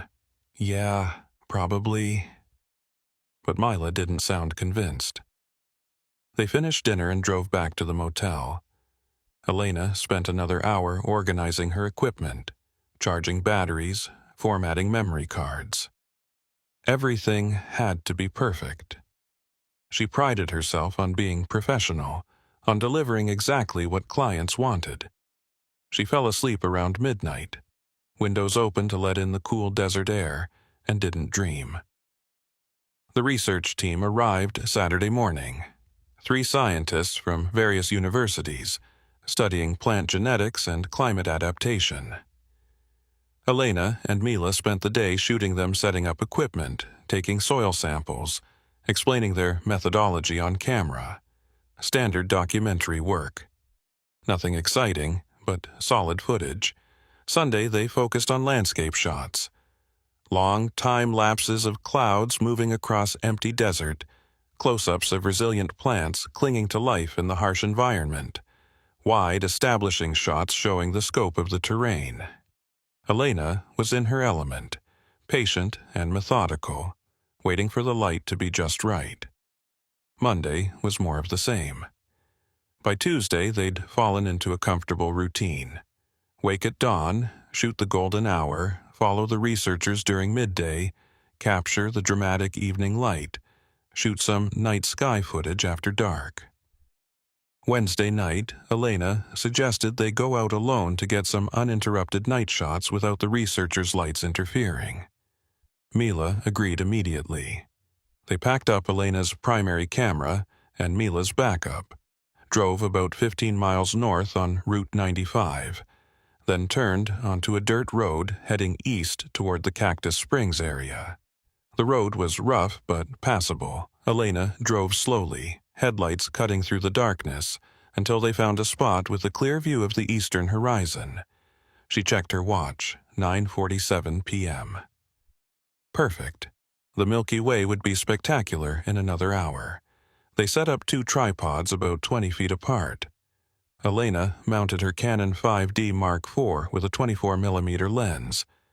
Mila set up her own camera, a Nikon D750. Both cameras were set for long exposure, 25 seconds, f2.8, ISO 3200. The intervalometers clicked away, taking shot after shot, building up frames for a time-lapse. "How long do you want to run these?" Mila asked. "Let's do 2 hours. Should give us enough footage to work with." They settled into camp chairs, thermoses of coffee in hand, and watched the sky. The desert was absolutely silent except for an occasional gust of wind. No traffic, no aircraft. No lights except their camera's tiny red recording indicators blinking in the darkness. Elena had done this hundreds of times. It was meditative, peaceful. Just her and the universe, and the slow accumulation of light on the sensor. At 10:23 p.m., Mila said, "Do you see that?" Elena looked where she was pointing. Low on the horizon, maybe 10 degrees up, was a light. Steady, bright, slightly orange-white. Not a star. Too low. Too bright. "Plane?" Mila suggested. Elena watched it. "Doesn't have nav lights, and it's not moving." They stared at it for a full minute. The light stayed absolutely stationary. Not drifting like a balloon, not blinking like an aircraft. Just sitting there maybe 20 miles out, hovering above the desert. "Should we film it?" Mila asked. "We are. Both cameras are pointed that direction." Elena pulled out her phone, tried to photograph it, but the camera didn't pick it up well. Just a dim point in a dark frame. "Your camera's getting it, though. Higher ISO." They watched for another 5 minutes. The light didn't move, didn't change intensity. Just hung there, impossible to identify. Then it split. One light became 2, separating horizontally, moving away from each other. Then 3 lights, then 4. They formed a horizontal line, evenly spaced, maybe a mile across total. All perfectly still, all identical in brightness and color. "What the hell?" Mila whispered. Elena's heart was beating faster. This wasn't normal. This wasn't aircraft, wasn't satellites, wasn't anything she'd seen before. But she kept her voice calm. "Keep watching. The cameras are getting this." The 4 lights hung there in formation for maybe 30 seconds. Then they started moving. Not together, independently. One went up, one went down, one went left, one went right. They moved with this strange, smooth precision, like they were on rails, repositioning themselves into a square pattern. Then they stopped again. Elena grabbed her phone. "I'm calling the research team, see if anyone else is seeing this." But her phone screen was black. She pressed the power button, nothing. The phone was dead, despite being fully charged half an hour ago. "Try yours," she told Mila. Mila pulled out her phone, also dead. "That's weird. Mine was at 70%. They looked at each other, then back at the lights. The square formation was changing again, rotating slowly, the lights moving around each other in a complex pattern that hurt to watch. Too precise, too calculated. "The cameras are still running, right?" Elena asked. Mila checked both tripods. "Yeah, red lights are blinking. They're recording." "Good. Whatever this is, we're documenting it." The lights continued their dance for another minute, moving through patterns that seemed almost geometric, mathematical. Then, without warning, they converged. All 4 lights rushed toward a central point and merged back into a single light. And that single light started moving toward them. Not fast, not slow, just steady, deliberate movement, crossing the desert in their direction. Elena estimated it was covering maybe a mile every 10 seconds. Impossibly fast for anything on the ground, but not the blinding speed of a meteor or aircraft. "Should we leave?" Mila's voice was tight. Elena's documentary instinct warred with her survival instinct. This was incredible footage. Possibly once-in-a-lifetime footage. But that light was getting closer, and something about it felt wrong. "Not yet. Let's see what it does." The light kept approaching. 5 miles out. 4 miles. 3. It was low to the ground, maybe 200 feet up, and as it got closer, Elena could see it wasn't just a point source. It was illuminating something behind it. A shape. Dark, angular, difficult to make out against the night sky. 2 miles. 1 mile. Half a mile. Elena could feel her pulse in her throat. The light was now close enough that she could see details. It wasn't a searchlight, it wasn't a helicopter. It was this perfect sphere of light, maybe 10 feet across, and it was pulling along this dark shape that looked triangular, diamond-shaped. She couldn't tell. Her eyes kept sliding off it, unable to focus. 1/4 mile.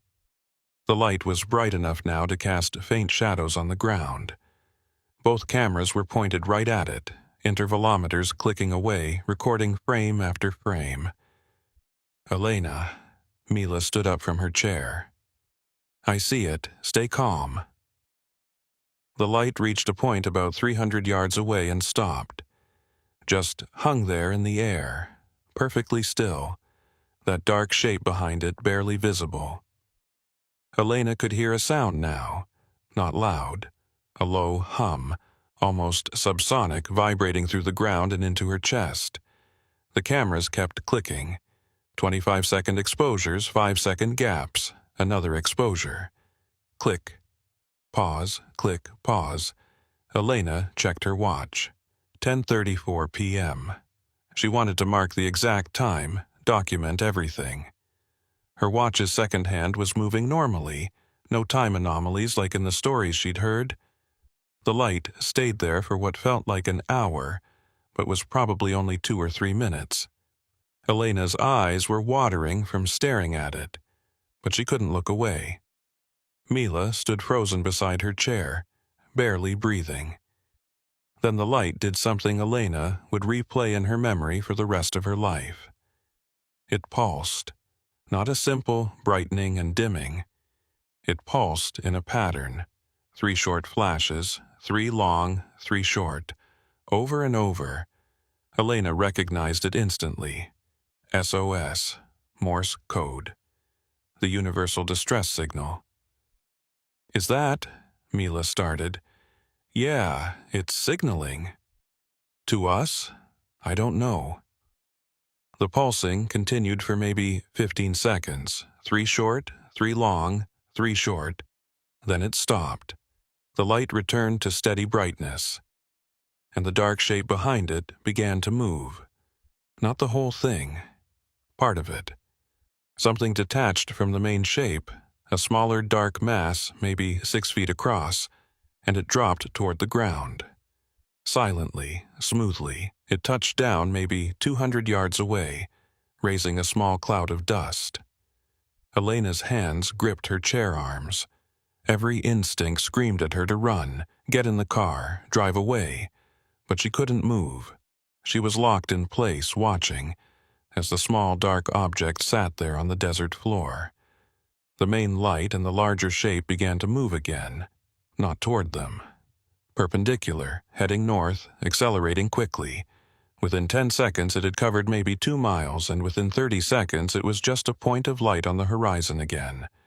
Then it was gone, but the small dark object remained. Elena and Mila stood in the darkness, staring at it. The cameras kept clicking.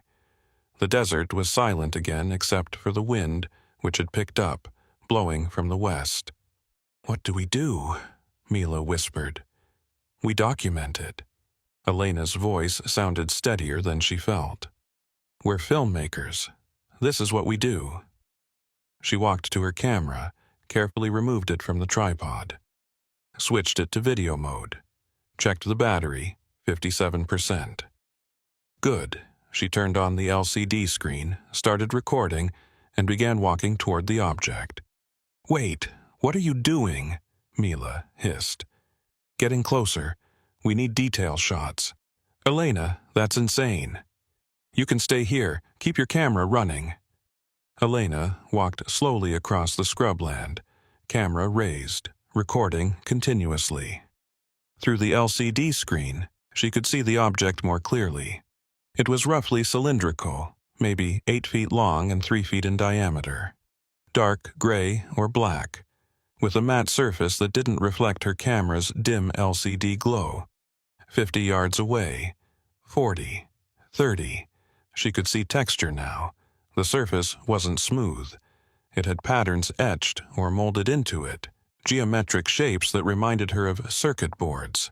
No lights, no obvious mechanism, just sitting there inert. 20 yards. Elena stopped. Her hands were shaking, making the camera wobble. She took a breath, steadied herself. Zoomed in as far as the lens would go. The object filled the frame. She could see fine details now. The geometric patterns were raised, maybe a quarter inch from the surface. They formed interconnected shapes, hexagons within hexagons, too precise to be natural. She took still photos, multiple exposures, different settings. Then she heard Mila yell, "Elena, the wind!" Elena looked up from the camera. The wind had shifted. It had been blowing from the west, from behind her. Now it was blowing from the east, from ahead of her, from the direction of the object. Not possible. Weather didn't work that way. Wind didn't reverse direction in seconds without a major pressure change. But it had. The wind was now blowing steadily from the object toward her, carrying dust and the smell of ozone. Elena backed up. 1 step, 2. The object remained still. But the wind kept increasing, stronger now, 40 or 50 miles per hour, enough to make her lean into it. "Elena, come back." Mila's voice barely carried over the wind. Elena turned and ran. She covered the distance back to their camp in maybe 20 seconds, breathing hard. The wind howled around them, dust devils forming and dissipating. Both cameras were still on their tripods, still recording, shaking slightly in the gusts. Then, as suddenly as it had started, the wind stopped. Complete calm. Not even a breeze. Elena and Mila stood there, breathing hard, staring at the object. It was still sitting on the ground, unchanged, inert. "Did your camera get that?" Elena asked. "I think so. It was running the whole time." They waited another 10 minutes, but nothing else happened. The object just sat there. No more lights, no more wind. Just a dark cylinder lying in the Nevada desert like it had been there for centuries. Finally, Elena checked her watch. 10:52 p.m. They'd been filming for over an hour. Both cameras' memory cards had to be nearly full. "Let's pack up," she said. "Get this footage back to the motel. Review it." They moved quickly, collapsing tripods, packing gear into bags. Neither of them wanted to stay out here any longer. That object was still sitting there, maybe 200 yards away, and something about it felt wrong. Felt like it was waiting for something. They loaded everything into Elena's car and drove back toward Tonopah. Neither spoke for the first few miles. Elena kept checking the rearview mirror, half expecting to see lights following them, but there was nothing, just darkness and empty highway. "That really happened, right?" Mila finally said. "We both saw that. We saw it, and we filmed it. What do you think it was?" "I don't know, but we've got multiple cameras, multiple angles, continuous footage. Whatever it was, we documented it." They got back to the motel at 11:34 p.m. Elena's hands were still shaking as she unlocked her room. They set up her laptop on the small desk, connected the memory cards from both cameras. "Let's start with yours," Elena said. "Your camera has the widest angle, should show the whole sequence." She opened the folder, scrolled through the images. There were hundreds of frames, each one a 25-second exposure of the night sky. She found the timestamp when the lights had first appeared. 10:23:17 p.m. The frame showed the desert horizon, stars sharp and clear, and there, low in the sky, was the light, bright, unmistakable. "There it is," Mila whispered. Elena clicked to the next frame. 10:23:47 p.m. The light was still there, same position. Next frame. 10:24:17 p.m. Still there. She kept clicking through, watching the sequence unfold frame by frame. The light splitting into four. The geometric patterns. The convergence. Then she reached the frames where the light had approached their position. They were perfect. Clear. You could see the sphere of light, the dark shape behind it, the patterns it had made. Elena's documentary instinct kicked in. This was gold. This was career-defining footage. She kept clicking. The frames showed the light getting closer, stopping 300 yards away. The SOS pattern in perfect detail. She could count the flashes. 3 short, 3 long, 3 short. Then came the frame at 10:37:42 p.m. The light was pulsing. Next frame, 10:38:12 p.m. Elena stopped, frowned, checked the timestamp again. 10:37:42 p.m. to 10:38:12 p.m. 30 seconds. But there should have been a frame at 10:38:07 p.m. 5-second gap between exposures, 25-second exposures. That's what she'd set. That's what should be there. She scrolled back, 10:37:42, then 10:38:12. No frame in between. The camera had skipped one. "Weird," Mila said. "Maybe a glitch?" Elena kept scrolling forward. The frames continued normally after that. 10:38:37, 10:39:07, 10:39:37, all present. All showing the light moving away, getting smaller, disappearing. "Check yours," Mila said. Elena pulled up the files from her own camera, found the same timestamp sequence. Her camera had been running continuously in video mode while she'd walked toward the object. She scrubbed through the footage. There she was, walking across the desert, zooming in on the cylinder. The time code in the corner of the frame read 10:37:45. 10:37:46, 10:37:47, then it jumped. 10:37:47 to 10:37:58. 11 seconds. Missing. Elena stopped the video. Rewound. Watched it again. Same thing. The video showed her approaching the object, lifting the camera to take close-up shots, and then there was a single frame glitch, like a skip, and suddenly she was backing away. But the time code showed 11 seconds had passed. What the hell? She checked the file properties. No corruption, no errors. The file was intact, but 11 seconds were simply absent. Not black, not static, just not there. The video jumped from one moment to the next with no transition. "Play mine," Mila said, urgency in her voice. Elena opened Mila's continuous time-lapse sequence. Did the math. With a 5-second gap between frames and 25-second exposures, one missing frame meant approximately 30 seconds of missing time. She found the exact moment when her own video had skipped. Mila's camera should have captured a frame right in the middle of those missing 11 seconds. Elena clicked on the file. It opened. The image showed the desert. Elena in the distance near the object, the cameras on their tripods in the foreground. But something was wrong with the frame. It was overexposed, not slightly, massively. Like someone had pointed a floodlight at the sensor. The entire image was blown out white, with just faint traces of the landscape visible. You could barely make out Elena's silhouette, barely see the outline of the object. "Is that lens flare?" Mila asked. "No, that's—" Elena zoomed in on the image. "That's direct light hitting the sensor. Like your camera was looking straight at something bright, but your camera was pointed at the horizon." They stared at the overexposed frame.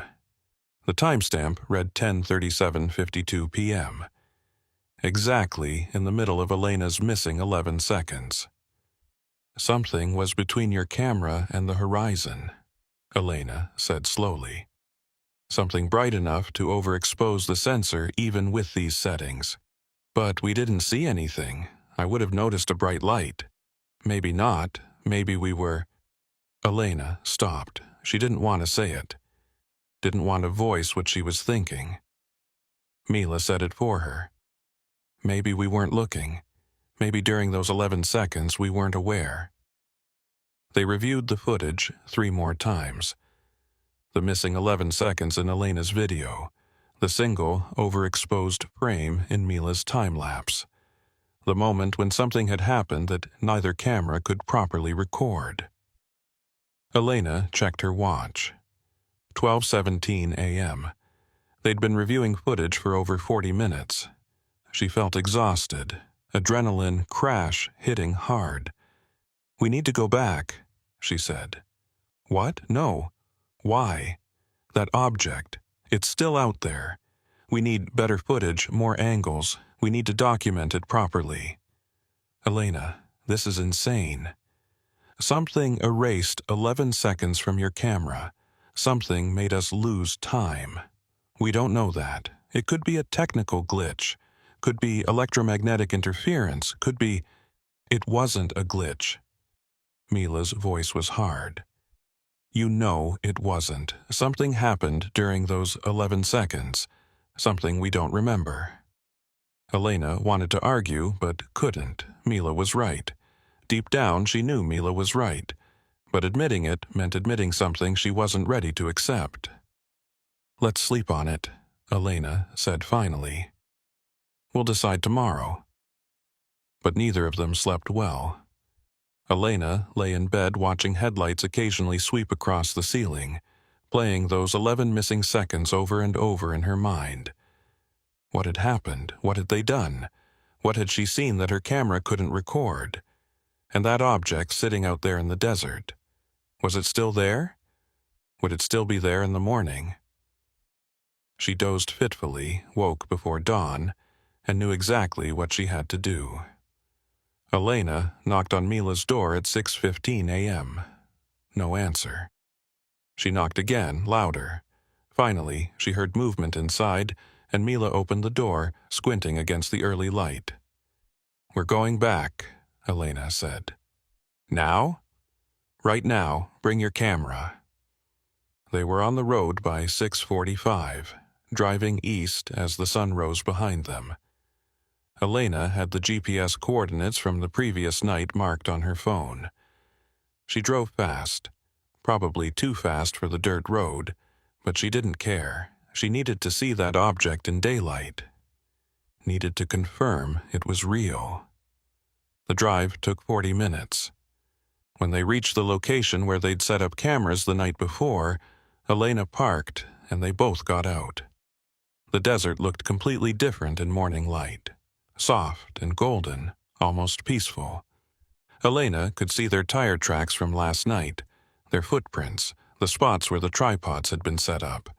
And there, about 200 yards away, was the object. Still exactly where it had been. Dark cylinder lying on its side. Geometric patterns visible even from this distance. Elena felt a rush of relief and terror in equal measure. It was real. It hadn't vanished. It wasn't a hallucination. "We're really doing this?" Mila asked quietly. "We're really doing this."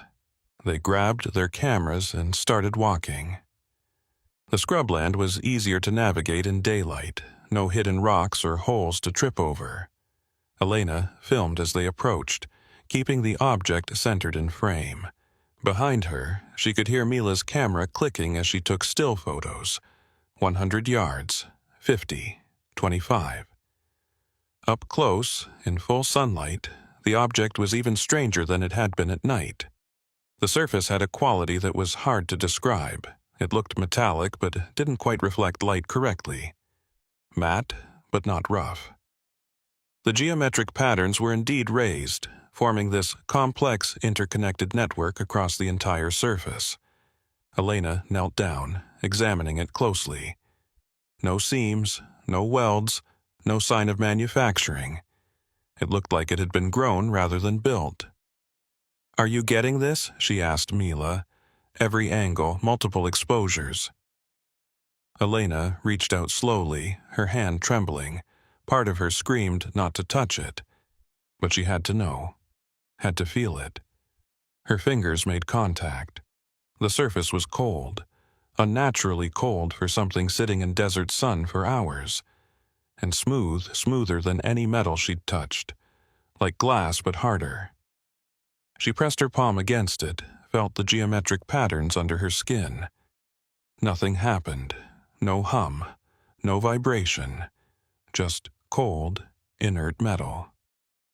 "Help me turn it," she said. "What?" "Let's rotate it. See if there's anything on the other side." They positioned themselves on either side, grabbed the cylinder and pushed. It was surprisingly light, maybe 60 or 70 pounds. They rolled at 90 degrees, exposing the underside. More geometric patterns. But also something else, a section that looked different, darker, with a slight depression maybe 6 inches across. Elena leaned in close, filming.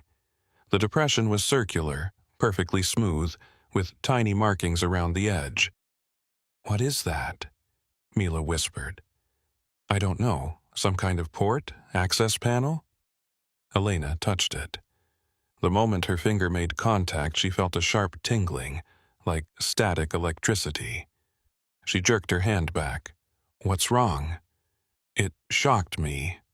Or something." Elena shook her hand. "Did you get that on camera?"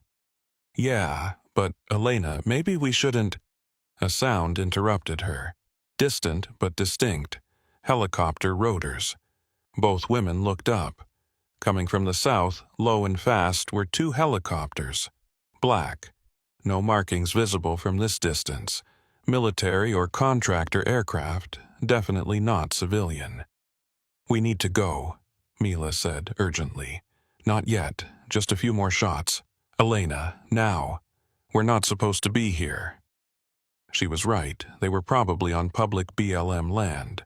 But that object definitely wasn't supposed to be here.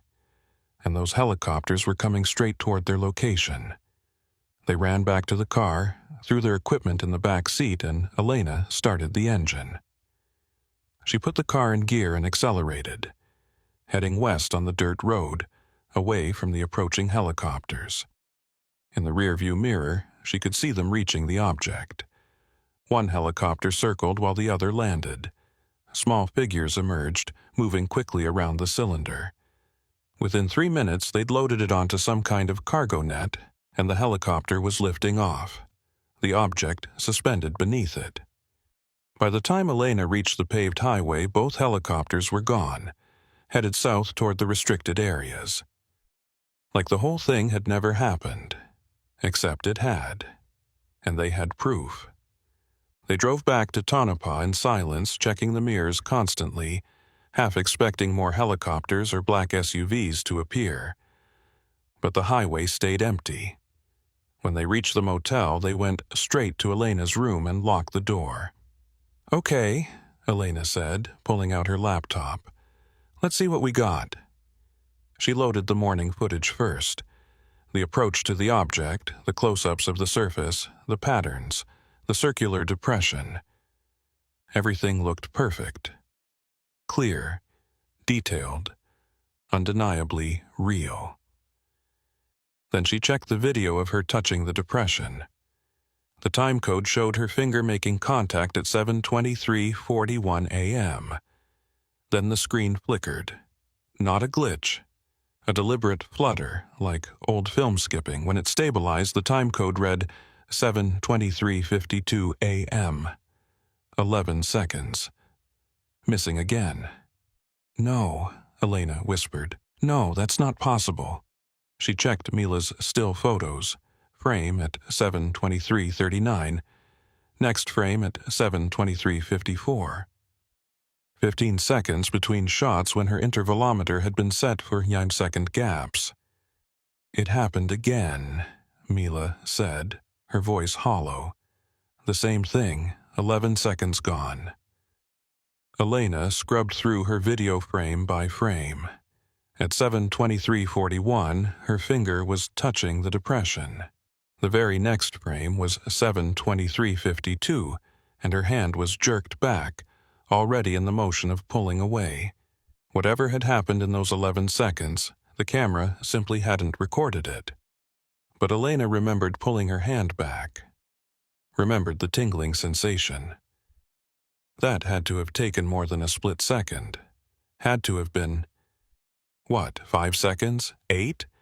How many of those 11 seconds did she remember? "This is the same as last night," Mila said. "Same missing time, same gap. But last night was different. That was with the light, the shape, all that activity. This morning it was just sitting there. Maybe that's what it does. Maybe it creates these gaps, these blind spots where we can't record what's happening." Elena didn't want to believe it. But the evidence was undeniable. 2 separate incidents, 2 separate cameras, same result. 11 seconds that existed in their memories but not in any recording. She exported both sets of footage to an external drive, made multiple backups. Whatever this was, she wasn't going to lose it to a hard drive failure. "What do we do now?" Mila asked. "We document everything. Every detail. We write down exactly what we remember, what we saw, what happened. Then we decide whether to report it." "Report it to who?" "I don't know. FAA, military. That object is gone now. Those helicopters took it. Someone official knows about this." They spent the next 3 hours writing detailed accounts of both encounters. Elena was thorough, noting exact times, camera settings, environmental conditions, everything. Mila did the same. Their accounts matched almost perfectly, which was either reassuring or disturbing. Elena wasn't sure which. By noon, they were done. Elena had compiled all the footage, all the still images, all the written testimony. She burned it to 3 separate drives, gave one to Mila, kept one herself, and put the third in the motel safe. "The research team is expecting us this afternoon," Mila said. "What do we tell them?" "Nothing. We continue the assignment. We don't mention this to anyone until we figure out what to do with it." But Elena knew that decision was already made. She was going to find out what those 11 seconds contained. She was going to figure out why her cameras couldn't record them. And she was going to prove that what they saw was real. For the next week, they continued their documentary work with the research team. Shot interviews, gathered B-roll, acted like nothing had happened. But every night, Elena reviewed the footage from that Wednesday, analyzing every frame, looking for clues, trying to understand what had caused the gaps. She noticed something odd about the overexposed frame from Mila's time-lapse. When she adjusted the levels dramatically, pulling down the brightness and boosting the shadows, faint shapes emerged. Not clear, not detailed, but there was structure there. Something large had been between Mila's camera and the horizon, something that had generated intense light. Elena sent the frame to a colleague in Los Angeles who specialized in digital forensics. Asked if he could recover any more detail. He worked on it for 2 days and sent back his analysis. Elena, this is strange. The overexposure isn't from external light. It's from the camera itself, like the sensor was generating light instead of capturing it. I've never seen anything like it. Are you sure your camera was working properly? The sensor was generating light. That didn't make sense. Sensors were passive. They captured photons. They didn't emit them. But his analysis was clear. For approximately 1 second, during that overexposed frame, Mila's camera had been producing light instead of recording it. Elena didn't respond to his email. How could she explain something she didn't understand herself? She tried another approach, pulled up the GPS data embedded in the photo files. Both cameras had GPS enabled, tagging each image with exact coordinates. She mapped them out. The location where they'd been standing was marked clearly, but there was something else. In the metadata of the overexposed frame, the GPS coordinates were wrong. Not by much. About 30 meters east of where they'd actually been. Like the camera thought it was in a different location for that one frame. Mila called her on Friday evening. I had a weird dream last night. About Wednesday? Yeah. I dreamed I was standing in the desert, and there was this light in front of me, and I was trying to take a picture, but my hands wouldn't work. And then I heard a voice, not words exactly, more like a feeling, like someone trying to communicate without language. What did it say? I don't know. I woke up before I could understand it. But Elena, it felt real. Not like a normal dream. More like a memory. Elena had been having similar dreams. Fragments, impressions, a sense of being shown something, being told something. But the details slipped away when she tried to focus on them. Do you want to try something? Elena asked. What? Hypnosis. Regression therapy. Try to recover what happened during those 11 seconds.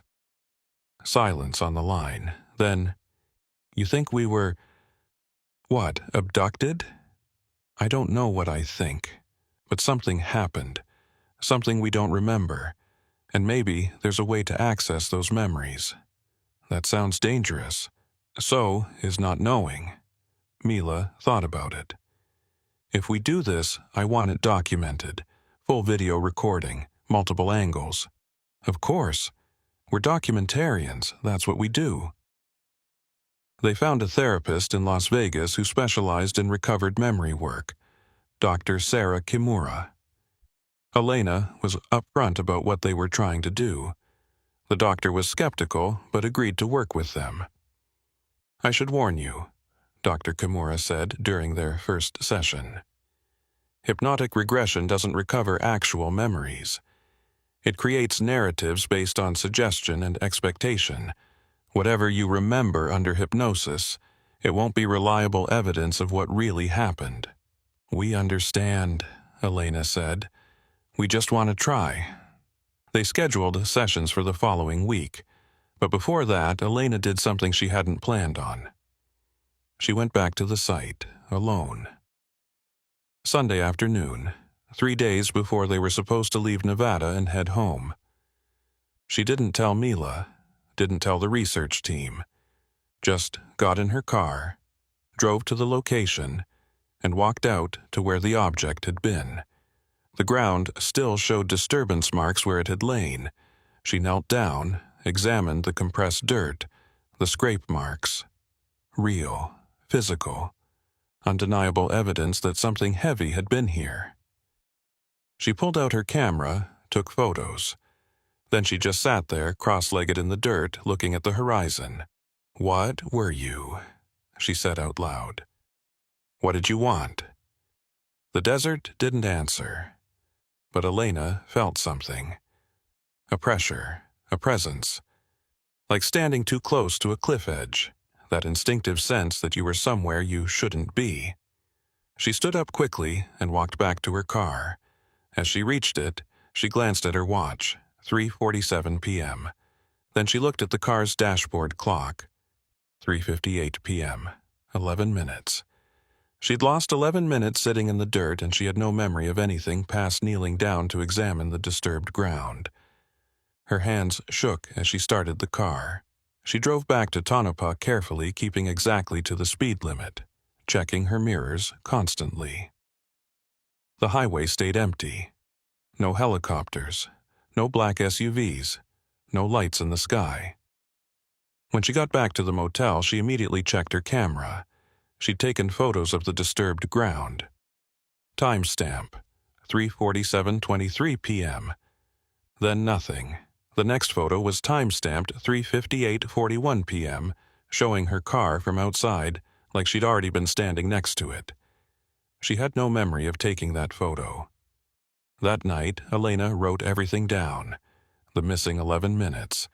The photo she didn't remember taking. The feeling of pressure, of presence. She encrypted the document and added it to her growing file of evidence. She didn't sleep, just sat at her laptop, reviewing footage frame by frame, looking for patterns. At 4:17 a.m., she noticed something she'd missed before. In the video of her approaching the object that Thursday morning, just before the 11-second gap, there was a reflection on the object's surface. Faint, barely visible. She enhanced it, zoomed in. It was a face, not human, not exactly. The features were wrong, the proportions off. Large eyes, minimal nose, a suggestion of a mouth. It lasted only a single frame before the gap started. Elena's blood went cold. She checked the next frames after the gap. The reflection was gone, but something else was there now, a handprint on the surface of the object. Small, 5-fingered, but the proportions were wrong. The fingers too long, the palm too narrow. Not her hand, not Mila's, someone else's, or something else's. Elena backed away from the laptop. Her hotel room suddenly felt too small, too exposed. She checked the locks on the door, closed the curtains, sat on the bed with her back against the wall and waited for sunrise. They left Nevada on Tuesday. The research team wrapped up their work, thanked Elena and Mila for the footage, and headed back to their respective universities. Elena and Mila drove back to Las Vegas together, stopping at Dr. Kimura's office for their scheduled hypnosis sessions. Elena went first. Dr. Kimura had her lie on a comfortable recliner, led her through relaxation exercises, got her into a light trance state.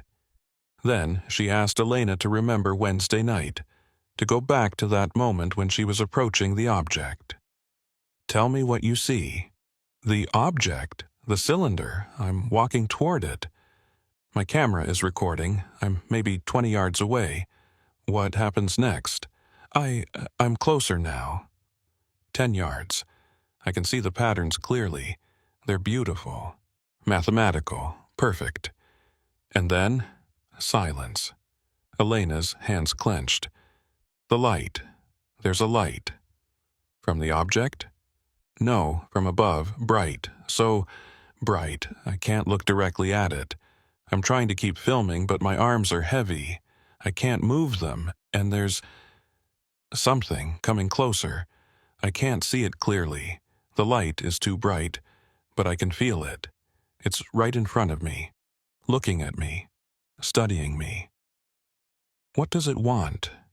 To show me something. It's trying to communicate, not with words, with feelings, images I'm seeing. I'm seeing the earth from above, the curvature, the blue, and I'm seeing patterns, like the patterns on the object, but bigger. Covering the planet, connecting everything, and I understand. I understand that they've been here for so long, watching, waiting. They've always been here, and the object is a message, a marker, a way to find them if we know how to look. What else?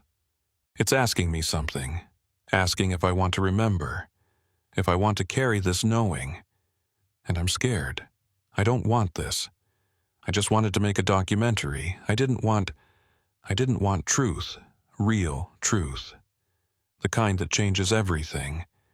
But it's too late. It's already shown me. And now I have to choose. Remember or forget. What did you choose? Elena's face contorted. I don't know. I can't. The light is fading. It's leaving. Going back to the object. And the object it's different now. Changed. Like it gave something away. And I'm backing up. I'm running. Back to Mila. And the wind changed direction. Because the object was pulling air toward it. Collecting something. Collecting particles. Collecting data. And then it stopped. Dr. Kimura brought her slowly out of the trance. Elena opened her eyes, tears streaming down her face. She didn't know why she was crying. The memories were already fading, slipping away like water through her fingers. "What did I say?" she asked. Dr. Kimura played back the audio recording. Elena listened to her own voice describing things she couldn't quite remember now, even though she'd spoken them minutes ago. It was like listening to a stranger. Mila's session was similar. She described the light, the feeling of communication, the sense of being offered a choice. But her details differed. She described the object not as cylindrical but as crystalline, faceted, constantly shifting. She described the entity as multiple beings, not one, a consensus, a collective. When both sessions were done, Dr. Kimura sat them down. "What you've described under hypnosis is consistent with confabulation. Your minds are creating narratives to fill in gaps in memory. The details contradict each other, which suggests you're not accessing real memories but constructing fictional ones based on expectation and suggestion." "But we both described similar things," Mila protested. "The light, the communication, the choice, which could indicate shared expectation. You've been discussing this for over a week. Your subconscious minds are aligned, but that doesn't make the memories real." Elena wanted to argue, wanted to insist that what she'd described under hypnosis felt true, felt real in a way normal memories didn't. But she knew Dr. Kimura was right. You couldn't trust hypnotic regression. It wasn't evidence. It wasn't proof. They drove back to Elena's apartment in Los Angeles that evening. Mila stayed over, neither of them wanting to be alone. They ordered takeout, sat on Elena's couch, and reviewed all the footage one more time. "What are we going to do with this?" Mila asked.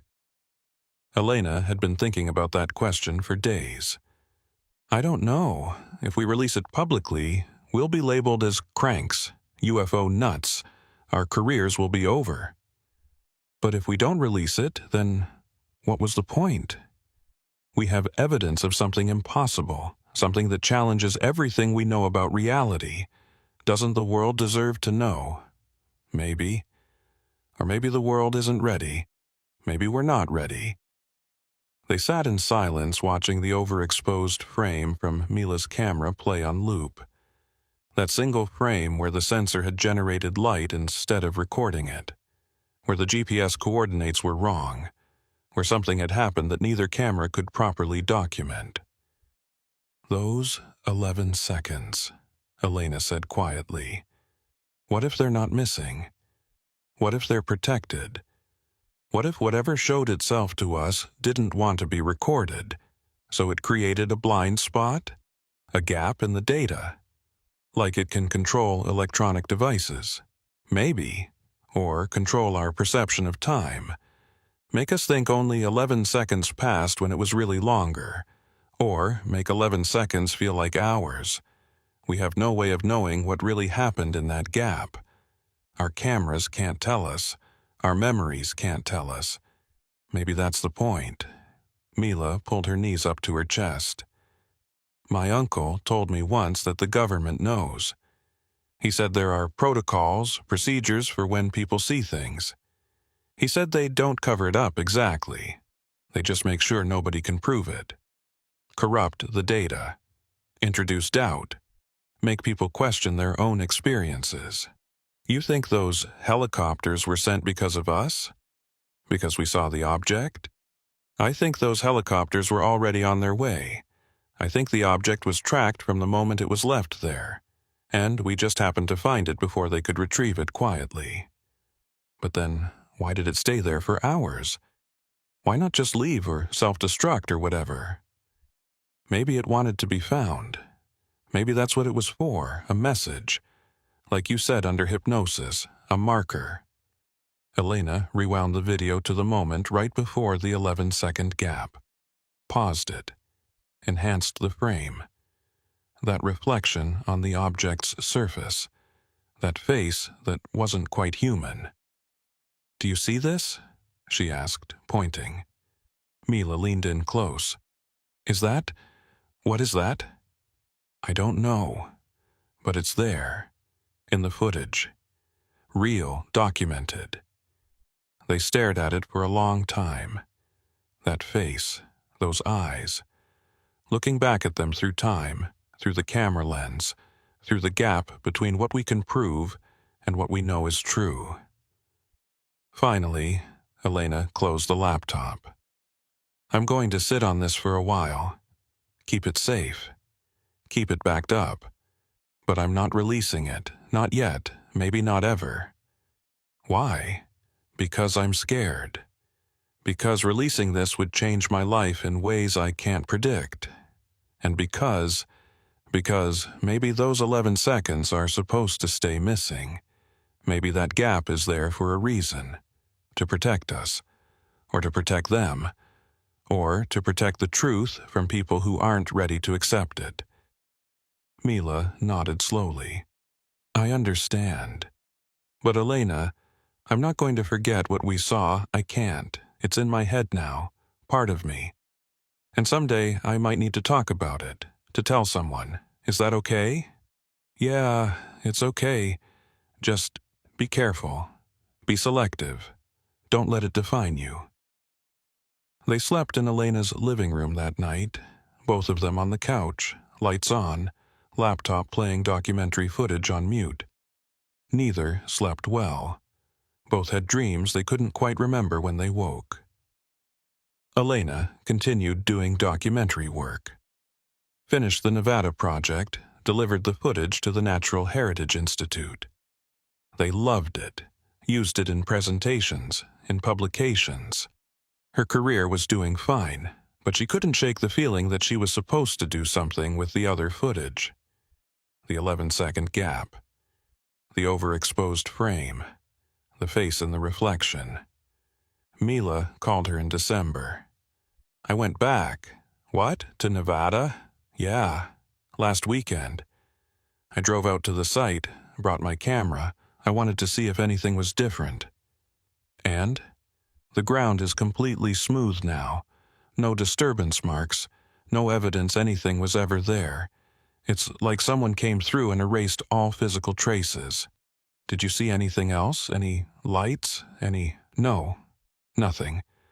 But Elena, I found something buried about 50 yards from where the object was. Metal, small, like a coin, but not a coin. Geometric patterns etched into it, just like the patterns on the cylinder. Elena felt her pulse quicken. Did you photograph it? I tried, but the photos didn't come out. Same thing. The files are corrupted, 11 frames missing, same number every time. Where's it now, the metal piece? I kept it. It's in my apartment. I've been carrying it around, trying to understand what it means. And Elena, weird things have been happening. Coincidences. I'll think about the object, and then I'll see a news article about UFO sightings. Or I'll dream about the light, and the next day, someone will mention seeing strange phenomena in Nevada. It's like it's trying to tell me something. Or you're experiencing confirmation bias. You're looking for patterns because you want them to be there. Maybe, but I don't think so. I think we were chosen. That Wednesday night we were meant to find that object. We were meant to document it, and we were meant to have these gaps in the footage. Because the gaps are the message. What do you mean? Think about it. Every time we got close to understanding what it was, 11 seconds disappeared. Every time we tried to photograph the evidence, the data corrupted. It's like the truth exists just outside our ability to prove it. It's showing us the limitations of our technology, our perception. It's saying, you can see me, but you can't capture me.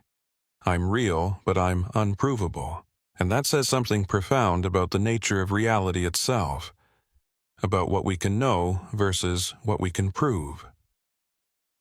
Elena thought about that. She'd been thinking about it for 6 months. The gap between experience and evidence. The space where truth lives when it can't be documented. Have you told anyone else? Elena asked. No, just you. But I'm thinking about it, about going public, about starting a website, a podcast, something. There are others like us. I've been reading forums, watching videos. Lots of people have seen things, had experiences. Most stay quiet because they're afraid of ridicule. But what if we created a space for them? What if we collected all these stories, all these fragments of unexplainable phenomena, and showed people they're not alone? That sounds like a full-time job. Maybe it is. Maybe that's what I'm supposed to do with this, with what I saw. Elena couldn't tell her not to. Couldn't tell her that was a bad idea, that it would hurt her career, make her a target for skeptics and debunkers. Because maybe Mila was right. Maybe that's exactly what she was supposed to do. If you do this, Elena said, be careful. Be thorough. Document everything. And don't let them make you doubt what you experienced. I won't. I can't. It's too real. They hung up. Elena sat at her desk, looking at the encrypted folder on her computer, the one labeled Nevada, May 18th. She hadn't opened it in months, hadn't reviewed the footage, but she knew it was there, knew the evidence existed, even if it was incomplete. Her phone buzzed, email from an unknown address, subject line, "You were there." Elena's hand hovered over the delete button. Probably spam. Probably phishing. But something made her open it. The email contained a single image. A satellite photo of the Nevada desert, date stamped May 18th, 11:47 p.m. The exact location where they'd been filming. The resolution was incredible. Military grade. She could see their car. Could see 2 figures standing near it. Could see the cylindrical object on the ground about 200 yards away. And in the sky above, barely visible against the darkness, was something else. A shape, large, triangular, hovering maybe 1,000 feet up, directly above the object. The email had no text, no explanation, just the photo and a file name. Gap Witness 347 JPG. Elena stared at it for 5 minutes. Then she saved it to her encrypted folder, cleared her browser history, and deleted the email. But she knew she'd never forget it. Someone else had been watching that night. Someone with access to military satellites had seen what they'd seen, and they wanted her to know. She pulled up her footage from that night one more time. Found the frame right before the 11-second gap. Enhanced it as much as possible. The reflection on the object's surface. That face. She'd been telling herself for months it was pareidolia. Pattern recognition making sense of random texture. The human tendency to see faces in clouds, in wood grain, in shadows. But it wasn't random. The more she looked, the more convinced she became. That was a real face. Real eyes. Looking at her camera, looking at her and maybe, just maybe, asking her the same question it had asked during those missing 11 seconds. Do you want to remember? Elena closed the laptop, made herself coffee, sat by her window watching Los Angeles traffic crawl past in the evening light. Normal, mundane, real in a way that Nevada night felt increasingly unreal. But she had the footage. She had the encrypted files. She had Mila's testimony and Dr. Kimura's recordings and that satellite photo from an anonymous source. She had evidence, even if it was incomplete, even if it raised more questions than it answered. And she had a choice. The same choice the entity had offered her during those 11 missing seconds. The ones she couldn't quite remember but felt in her bones were the most important seconds of her life. Speak up or stay silent. Share the truth or protect herself. Be known as the woman who documented the impossible, or be known as a filmmaker who made good documentaries about normal things. Elena didn't know which she'd choose. Not yet. But she knew the question would follow her for the rest of her life.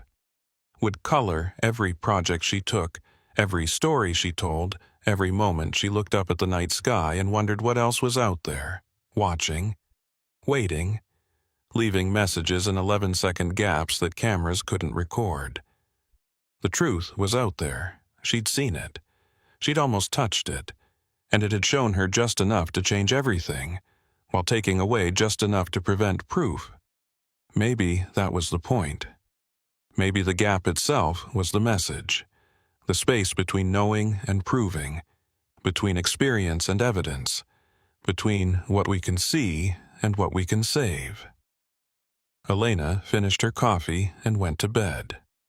But she kept her laptop nearby, kept the files backed up in 3 locations, kept the satellite photo saved and encrypted, just in case someday she was ready to share what she'd found, or in case someday those 11 missing seconds came back, returned from wherever they'd gone, brought with them the answers she'd been seeking.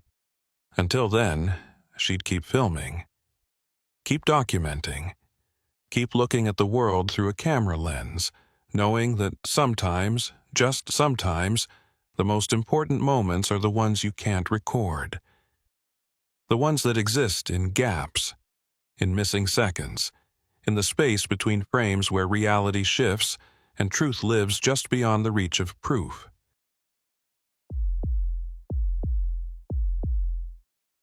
Brent Matthews had been hauling freight for 19 years, and his truck had never failed him like this, not once.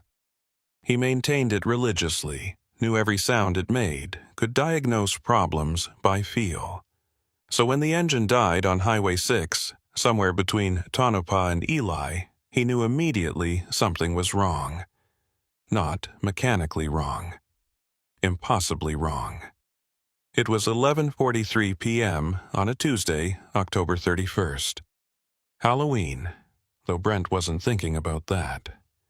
He was thinking about making his delivery window in Salt Lake City by Thursday morning. He'd been running ahead of schedule until the engine quit. 1 second it was pulling strong, diesel rumbling the way it should. The next second, complete silence. Not a sputter. Not a cough. Just instant death. Like someone had flipped a kill switch. The cab went dark too. Headlights, dashboard, GPS, phone charger, everything. But Brent's momentum carried him forward, and he guided the truck onto the shoulder, using the emergency brake since his power brakes were out. The rig came to a stop maybe 200 yards down from where the engine had died. Brent sat in the darkness, listening to his own breathing. The silence was profound. No engine tick, no wind, no distant traffic. Just emptiness. He tried the ignition. Click. Nothing. Tried again. Same result. He grabbed his phone. Dead. It had been at 60% charge 30 seconds ago. Now the screen wouldn't even light up. Brent had been driving through Nevada long enough to know weird shit happened out here. Unexplained radar returns, lights in the sky, electronic malfunctions near military airspace. He'd heard stories from other drivers, usually dismissed them as exaggeration or fatigue-induced hallucination. But this felt different. This felt deliberate. He climbed out of the cab, boots hitting asphalt. The night air was cool, maybe 50 degrees. Clear sky, stars brilliant without light pollution. The highway stretched empty in both directions, white lines disappearing into darkness. Brent walked around to the front of the truck, popped the hood. He had a flashlight in his emergency kit, but it was in the cab, and without power he couldn't see much. He stood there, squinting at the engine block, trying to spot obvious problems. That's when he saw the light. Not on the ground. In the sky. Due east, maybe 30 degrees above the horizon. A single point of light, bright white, completely stationary. Brighter than any star, but not blinking like a plane. Brent watched it for maybe 10 seconds. Then it moved. Not across the sky. It split. The single point became 2 points, separating vertically. Top and bottom. They moved apart slowly, maybe 5 degrees of arc, then stopped. 2 lights now, perfectly aligned, perfectly still. Brent felt his scalp prickle. He'd seen satellites, had seen the ISS, had even seen SpaceX launches from the ground. This wasn't any of those. Satellites didn't split in half. He watched, transfixed. The 2 lights hung there for maybe 15 seconds. Then a third light appeared right in the middle, exactly where the original single light had been. 3 lights now. Top, middle, bottom, vertical alignment, evenly spaced. Then they moved again. The top and bottom lights converged on the middle one, all 3 merging back into a single point, like watching a video in reverse. And when they merged, the light pulsed once, bright enough to make Brent squint, then returned to its original steady brightness. The whole sequence took maybe 45 seconds.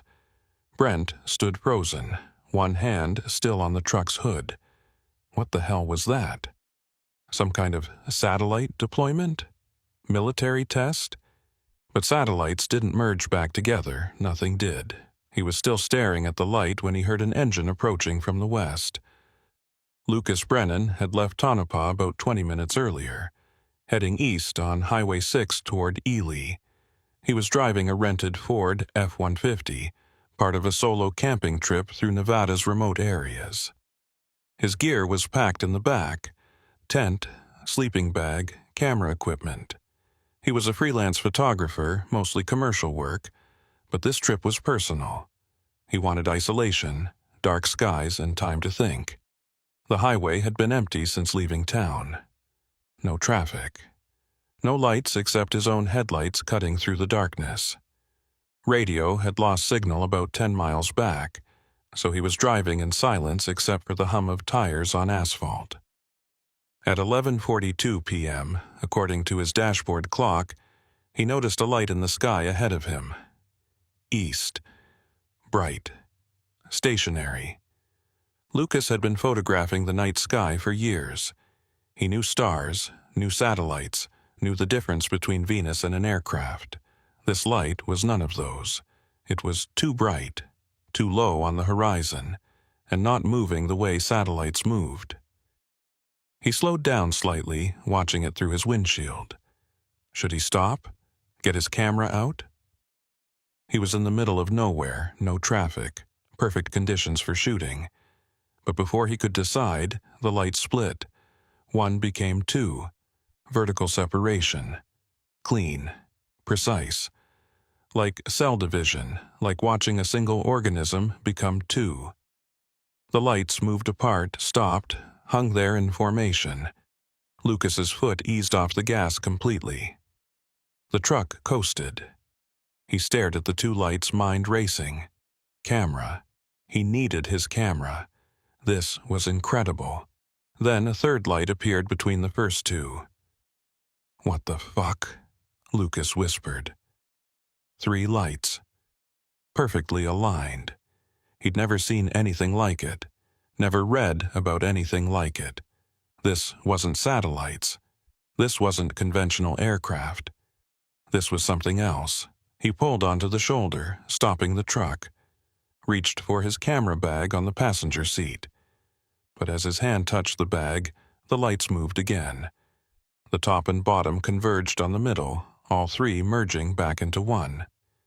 And when they merged, the light pulsed. Bright, brilliant white. For just a split second, the desert around him was illuminated like daylight. Then it returned to normal brightness. Lucas grabbed his camera, a Canon 5D Mark IV with a 70 and 200mm lens, powered it on, aimed it at the light through the windshield. But before he could take a shot, he saw something else. Taillights. Ahead, maybe half a mile. A vehicle on the shoulder, dark, motionless. Someone else was stopped on this empty highway. Someone else was out here in the middle of nowhere at the exact moment these lights were doing impossible things in the sky. Lucas put the truck in drive and started forward. As he approached, he could make out details. A semi-truck, cab dark, hood open. A figure standing beside it, looking up at the sky, looking at the same light Lucas was watching. He pulled up alongside, driver's side to driver's side, and rolled down his window. "You seeing this?" Brent called over. Lucas nodded. "Yeah, I saw it split. 3 lights, then back to 1. "What the hell is it?" "I don't know. I've never seen anything like it." Brent walked over to Lucas's truck. "My rig just died. Everything. Engine, electronics, phone, all at once. You having any problems?" Lucas checked his phone. Dead. Had been at 80% when he left Tonopah. "Yeah, phone's dead, but my truck's still running." "When did yours die?"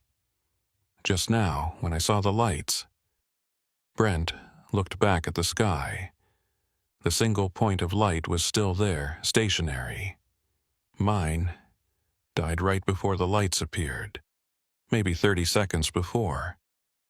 They stood there, 2 strangers on an empty highway, watching a light that shouldn't exist. "I'm a photographer," Lucas said. "I've got equipment. I can document this. Do it, because nobody's going to believe us otherwise." Lucas grabbed his camera, set up a tripod on the highway shoulder, mounted the camera, adjusted settings, long exposure, wide aperture, high ISO. He aimed at the light. "How long has it been stationary?" he asked. "Since it merged back together, maybe 2 minutes." Lucas took a shot, checked the LCD screen.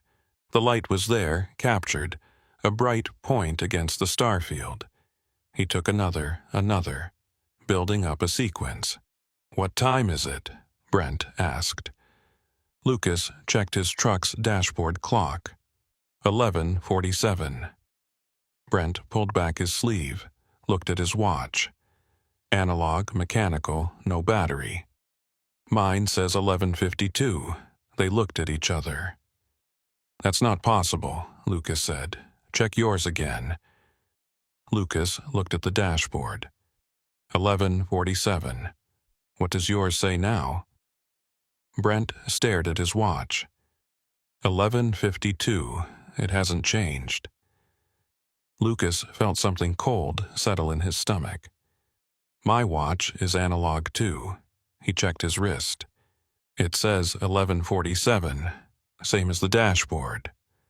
But mine's 5 minutes ahead, and they're both mechanical. They can't just be wrong."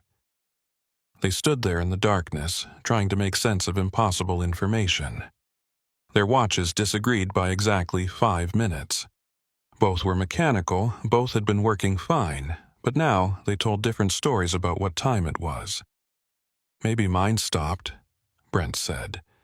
"Maybe when my truck died, the magnetic field or whatever affected my watch. But it's still ticking, right?" Brent held the watch to his ear. "Yeah, still moving." "So we both experienced the same event, saw the same lights, but our watches say we're in different times." Lucas was about to respond when the light moved again. Not splitting this time, descending. The single point dropped from 30 degrees above the horizon to maybe 15 degrees. Fast. Impossibly fast. It covered that distance in perhaps 2 seconds, then stopped again, perfectly still. And it was bigger now.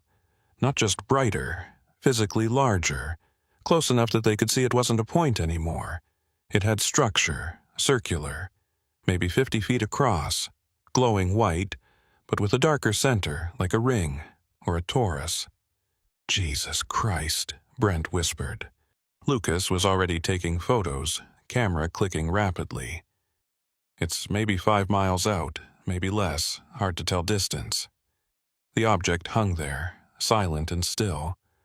No sound reached them. No wind. No vibration. Just visual presence, undeniable and impossible. "Should we leave?" Brent asked. "My truck won't start, but yours is running. We could—" The object pulsed again. This time, not a simple flash. It pulsed in sequence. 3 short bursts, 3 longer bursts, 3 short bursts. Then a pause. Then the sequence repeated. "That's Morse code," Lucas said. "That's SOS. Why would it be sending a distress signal?" "I don't know. Maybe it's not distress. Maybe it's communication, trying to get our attention. It's got my attention. It killed my truck." The pulsing stopped. The object returned to steady brightness. And then, very slowly, it began moving toward them. Not fast, not threatening, just steady, deliberate movement, covering maybe a mile every 30 seconds, coming closer. "Okay," Lucas said, voice tight. "Okay, we should go. My truck won't start. Get in mine, now." They both moved quickly. Brent climbed into the passenger seat. Lucas behind the wheel. He put the truck in drive, started to pull away. The engine died. All lights, all power. The truck coasted for maybe 20 feet, and stopped. "Shit," Lucas breathed. "It did the same thing to mine." They sat in the dark cab, watching through the windshield as the object approached. It was maybe 3 miles away now, close enough that they could see details. The ring structure was rotating slowly. The center wasn't empty. There was something there darker than the night sky, absorbing light rather than reflecting it. "My watch," Brent said suddenly. He held it up. The second hand had stopped. Frozen at 11:52. Lucas checked his, still ticking, still reading 11:47. "Time's not working right," Brent said. "Something about that thing is affecting time. That's why our watches don't match." Lucas didn't want to believe it. Didn't want to accept that explanation. But what else could explain 2 mechanical watches, both working, both showing different times? The object was 2 miles away now. They could see it clearly. The rotating ring was maybe 50 feet in diameter. The dark center was perhaps 20 feet across. And as they watched, the ring began to slow its rotation. "What do we do?" Lucas asked. "I don't know. I don't know." The object stopped about a mile away. Hung there, motionless. The ring still now. Just sitting in the desert sky, silent and impossible. Then, something detached from it. A smaller light, maybe 10 feet across. It separated from the main object and began moving toward them independently. Fast. It covered the remaining mile in maybe 15 seconds. "Get out," Brent said. "Out of the truck. Now." They scrambled out, putting distance between themselves and the vehicle. The smaller light reached the truck and stopped directly above it, maybe 100 feet up. It cast brilliant white light down, illuminating the truck, the highway, them. Lucas raised his camera, took a shot. The light was so bright his camera's auto exposure struggled. He adjusted manually, took another shot. The light descended further. 50 feet, 25. It stopped maybe 10 feet above the truck's roof, and in that harsh downward illumination, Lucas could see the light had structure. It wasn't solid, it was more like energy, but contained, shaped, directed, like looking at lightning frozen in place. "What's it doing?" Brent's voice was barely audible. Before Lucas could answer, the light pulsed once, bright, brilliant. Lucas closed his eyes instinctively, but even through his eyelids he could see it, and he felt something.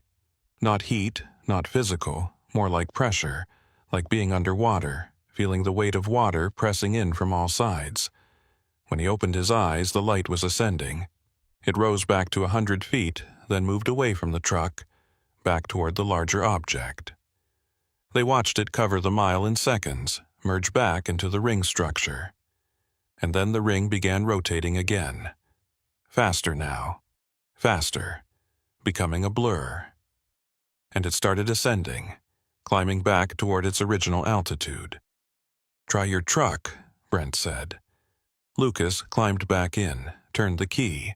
The engine started immediately. All systems powered on. Headlights blazed, dashboard lit up.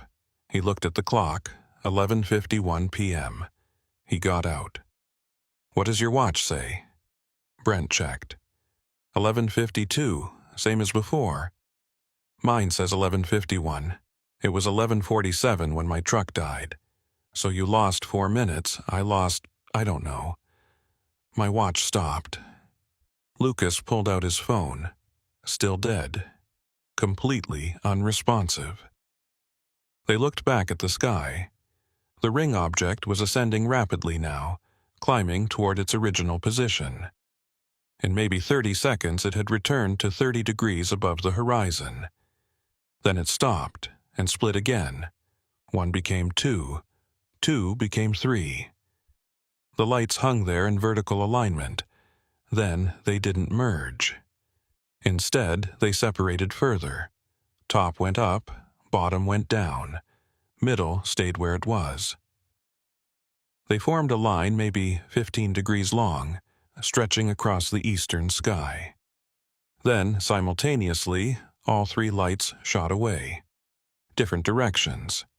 Top went north, bottom went south, middle went east.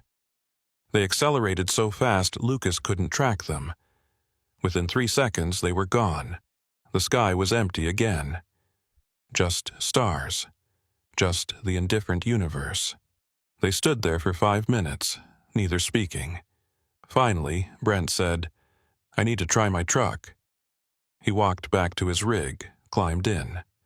Lucas heard the starter turn over. Once, twice. On the 3rd try, the engine caught. Diesel rumble filled the night. Headlights came on. Dashboard lit up. Brent walked back, leaving the engine running. "What time does it say?" "My dashboard?" "Yeah. 11:57. Lucas checked his truck. "Mine says 11:54. "So yours is 3 minutes behind mine now. But when we first stopped, yours said 11:47 and mine said 11:52. 5 minutes apart. Now it's 3 minutes. It's not consistent between us." Lucas felt dizzy. This doesn't make sense. Time doesn't work like this. It's not relative on this scale, not at normal velocities. Nothing about tonight makes sense. Brent looked at where the object had been. "Did you get photos?" "Yeah, multiple shots. Before my camera died, after it restarted." "Will they show anything?" "I don't know. Let me check." Lucas grabbed his camera from the truck bed where he'd left it, turned it on. The battery indicator showed 53%. Had been at 92% when he'd started shooting. He'd taken maybe 20 shots. That shouldn't drain 40%. He scrolled through the images. The first few showed the single point of light, clear and sharp. The splitting sequence wasn't there, he'd been too stunned to shoot it. But he had shots of the three lights in alignment. Then the images showed the object descending, closer, larger. The ring structure visible, beautiful and terrifying. Every shot was properly exposed, sharp, undeniable. Then came the sequence where the smaller light had approached. The first few frames showed it descending towards the truck. Then there was a gap. He'd taken a shot at 11:50:23, according to the metadata. The next shot was time-stamped 11:51:17, 54 seconds missing. He'd been shooting continuously or thought he had. Where were those frames? He kept scrolling. The remaining images showed the object descending, the lights splitting, the departure. "I've got most of it," he told Brent. "But there's a gap, almost a minute of missing frames right when the smaller light was closest to us." "Your camera malfunctioned?" "I don't think so. I think something prevented those frames from being recorded, or deleted them, or something." They looked at each other in the harsh light of the truck's headlights. "We need to report this," Brent said. "Someone official needs to know." "Who? FAA? They'll think we're crazy." "Then military. This is close to restricted airspace. Tonopah test range is what, 30 miles southwest? They probably already know. Probably tracked it on radar." Lucas thought about that. "You think it was military, some kind of test? Did that look like any aircraft you've ever seen?" "No, but experimental tech can look impossible until you understand it. That thing split into three separate lights, then merged back together. That thing stopped my truck from a mile away. That thing made our watches show different times. What kind of technology does that?" Lucas didn't have an answer. He packed up his camera gear, secured it in the truck bed. "Where are you headed?" "Salt Lake City. You?" "I was going to camp near Ely, but I don't think I want to be alone in the desert tonight." "Follow me to Ely. We'll find a motel, compare notes, figure out what to do." They got in their respective vehicles. Brent pulled onto the highway first, Lucas following. The drive to Ely took 40 minutes, both of them checking mirrors constantly, scanning the sky for any sign of lights. But the night stayed empty. They found a motel on the edge of town, got separate rooms but met in Brent's to review everything. Lucas pulled up his photos on his laptop and they went through them one by one. "This is proof," Brent said, looking at the images of the ring object. "This is actual documentation, unless someone claims it's photoshopped. You can prove it's not, right?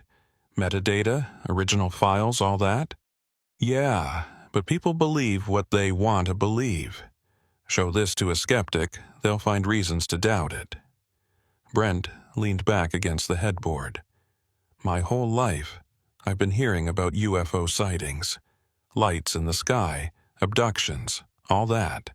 I always figured it was either military aircraft or people seeing things. But this, we both saw it, both experienced it, and it did things that don't match anything human-made." "The time discrepancy bothers me most," Lucas said. "That's not just weird, that's impossible. Time doesn't split between two observers in the same reference frame. Unless we weren't in the same reference frame, what if that thing created some kind of field, something that affected time locally? That's science fiction. That's not real physics. Neither are lights that split into three and merge back together. Neither are objects that can kill a diesel engine from a mile away. We saw what we saw. We can't explain it with normal physics."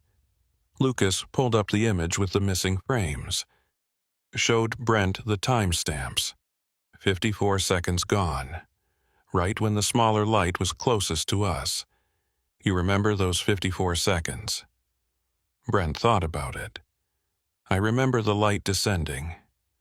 Remembered getting close, remember feeling that pressure feeling, then it was moving away. But the middle part, it's fuzzy, like trying to remember a dream. Same. I remember the before and after, but the actual closest approach is blurry. So we both lost time. You lost 4 minutes on your clock. I don't know how much I lost because my watch stopped, and we both have memory gaps during the closest approach. Lucas felt cold. That's the classic abduction narrative. Missing time, memory gaps. But we weren't inside anything. We didn't black out. We were standing right there the whole time. Were we? Can you be sure? Lucas wanted to say yes. Wanted to be certain, but that fuzzy middle section, those 54 missing frames, the conflicting timestamps, he couldn't be sure of anything anymore. They stayed up until 3 a.m. reviewing the photos, writing down everything they remembered. Lucas created a detailed timeline, noting every discrepancy, every impossible detail. When they finally went to their separate rooms, neither slept well. Lucas lay in bed, staring at the ceiling, replaying the night over and over. The splitting lights, the ring object, the smaller light descending, that feeling of pressure, and the missing time, the gap in his memory where something had happened that he couldn't quite recall. He got up, checked his camera again. The battery was now at 47%. He hadn't used it since reviewing the photos. It had drained another 6% just sitting there. He pulled up the photo folder on his laptop. 33 images total from the encounter. He examined each one carefully, zooming in, looking for details he might have missed. In one of the last images showing the object descending after the close approach, he noticed something. In the background behind the ring structure, there were 2 other points of light. Dim. Distant. He hadn't noticed them at the time. They were in several consecutive frames, maintaining the same relative position to the ring object. Other objects? Escorts? Or just stars? He checked a star chart app on his laptop. Put in the date, time, location, direction. The stars in that part of the sky didn't match the pattern in his photo. Those 2 points weren't stars. Lucas saved those frames separately, marked them for closer analysis, but he knew what he was seeing. The ring object hadn't been alone. There had been others further away, watching or accompanying or doing something else he couldn't begin to guess. He finally fell asleep around 5 a.m. and had dreams of lights splitting and merging, of time flowing at different speeds, of standing on a highway while the universe bent around him. They met for breakfast at a diner attached to the motel. Brent looked as exhausted as Lucas felt. "I called my dispatcher," Brent said. "Told him I had mechanical issues, got it sorted, but I'm running behind schedule. He wasn't happy, but he'll deal with it." "You didn't tell him what really happened?" "Would you?" "No, probably not." They ordered coffee, eggs, toast. Normal breakfast, normal morning, except nothing was normal anymore. "I've been thinking," Lucas said, "about reporting this. If we do, what happens? Best case, military debriefs us, takes our evidence, files it away. Worst case, we're labeled as nuts. Our careers suffer, nobody believes us anyway." "You think they'd cover it up?" "I think they'd classify it. There's a difference. If this was near restricted airspace, if it was tracked on radar, it's already in some database somewhere. But whether they share that information with the public, that's a different question." Brent ate slowly, thinking. "So, what do we do? We could post it online, make the photos public, let people decide for themselves. And then we're the UFO guys for the rest of our lives. Every job interview, every background check, first thing that comes up. Maybe that's worth it. Maybe the truth matters more than our reputations.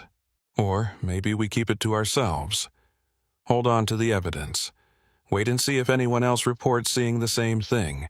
If they do, we come forward with corroboration.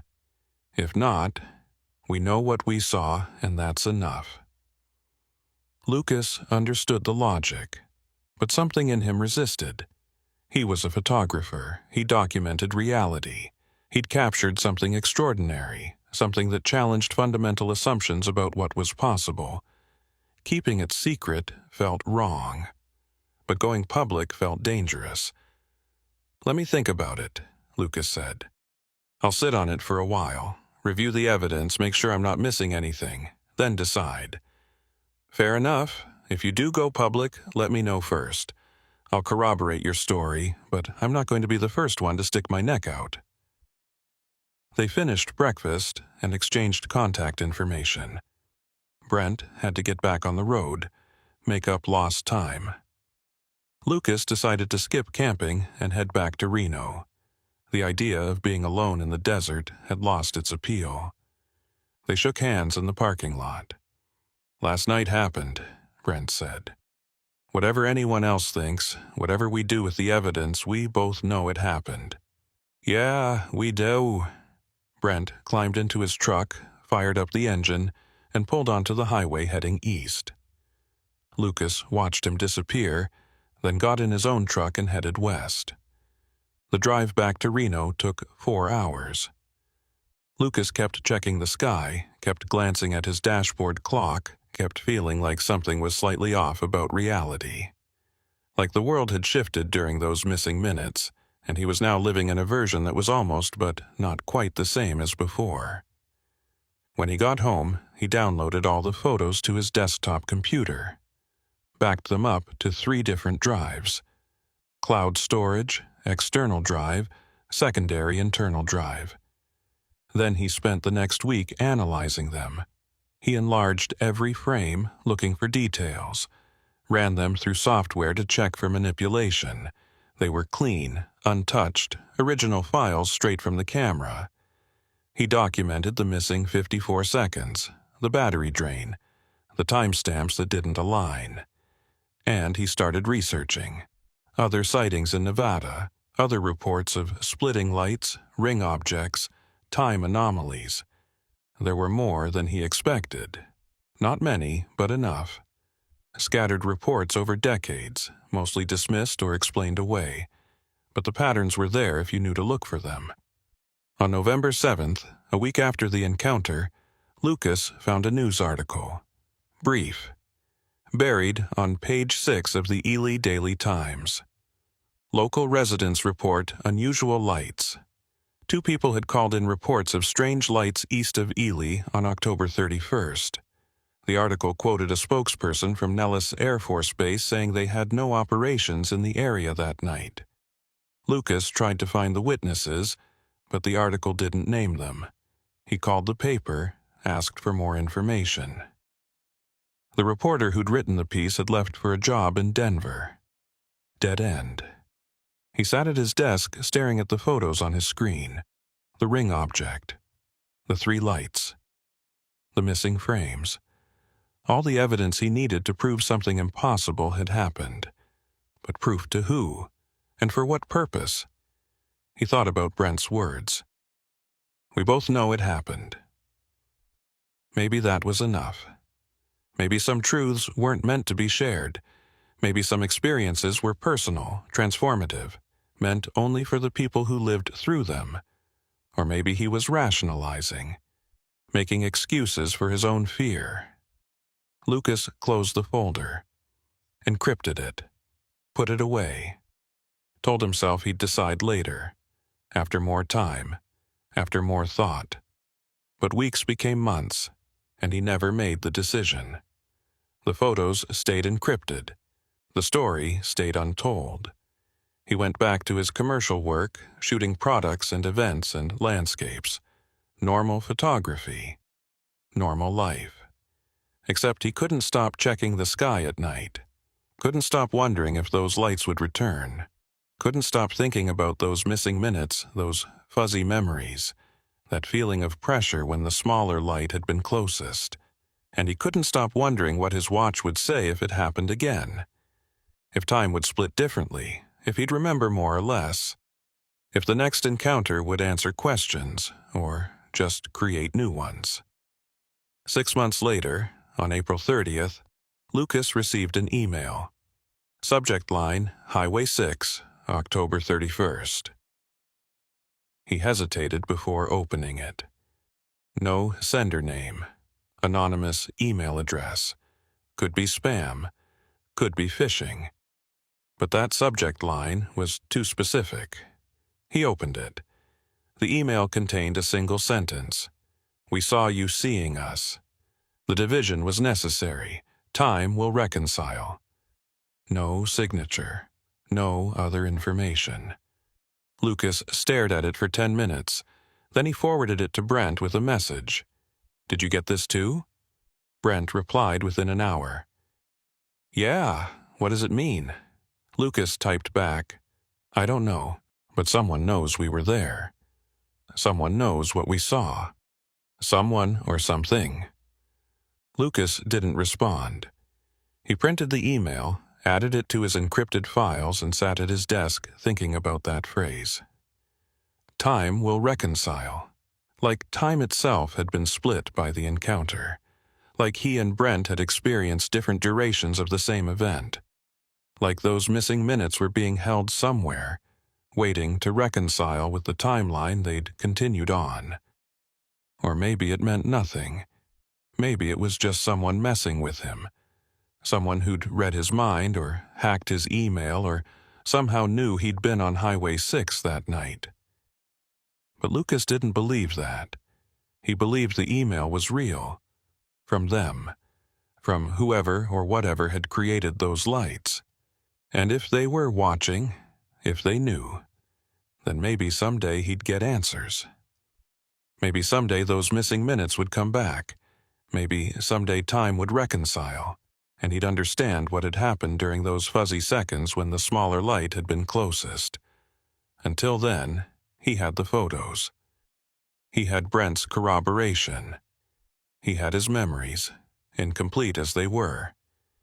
And he had the knowledge that on Halloween night, on an empty highway in Nevada, reality had split into 3 parts and merged back together, leaving him in a timeline where his watch disagreed with his experience and truth existed just beyond the reach of complete understanding. The photos stayed encrypted. The story stayed untold. But Lucas kept watching the sky.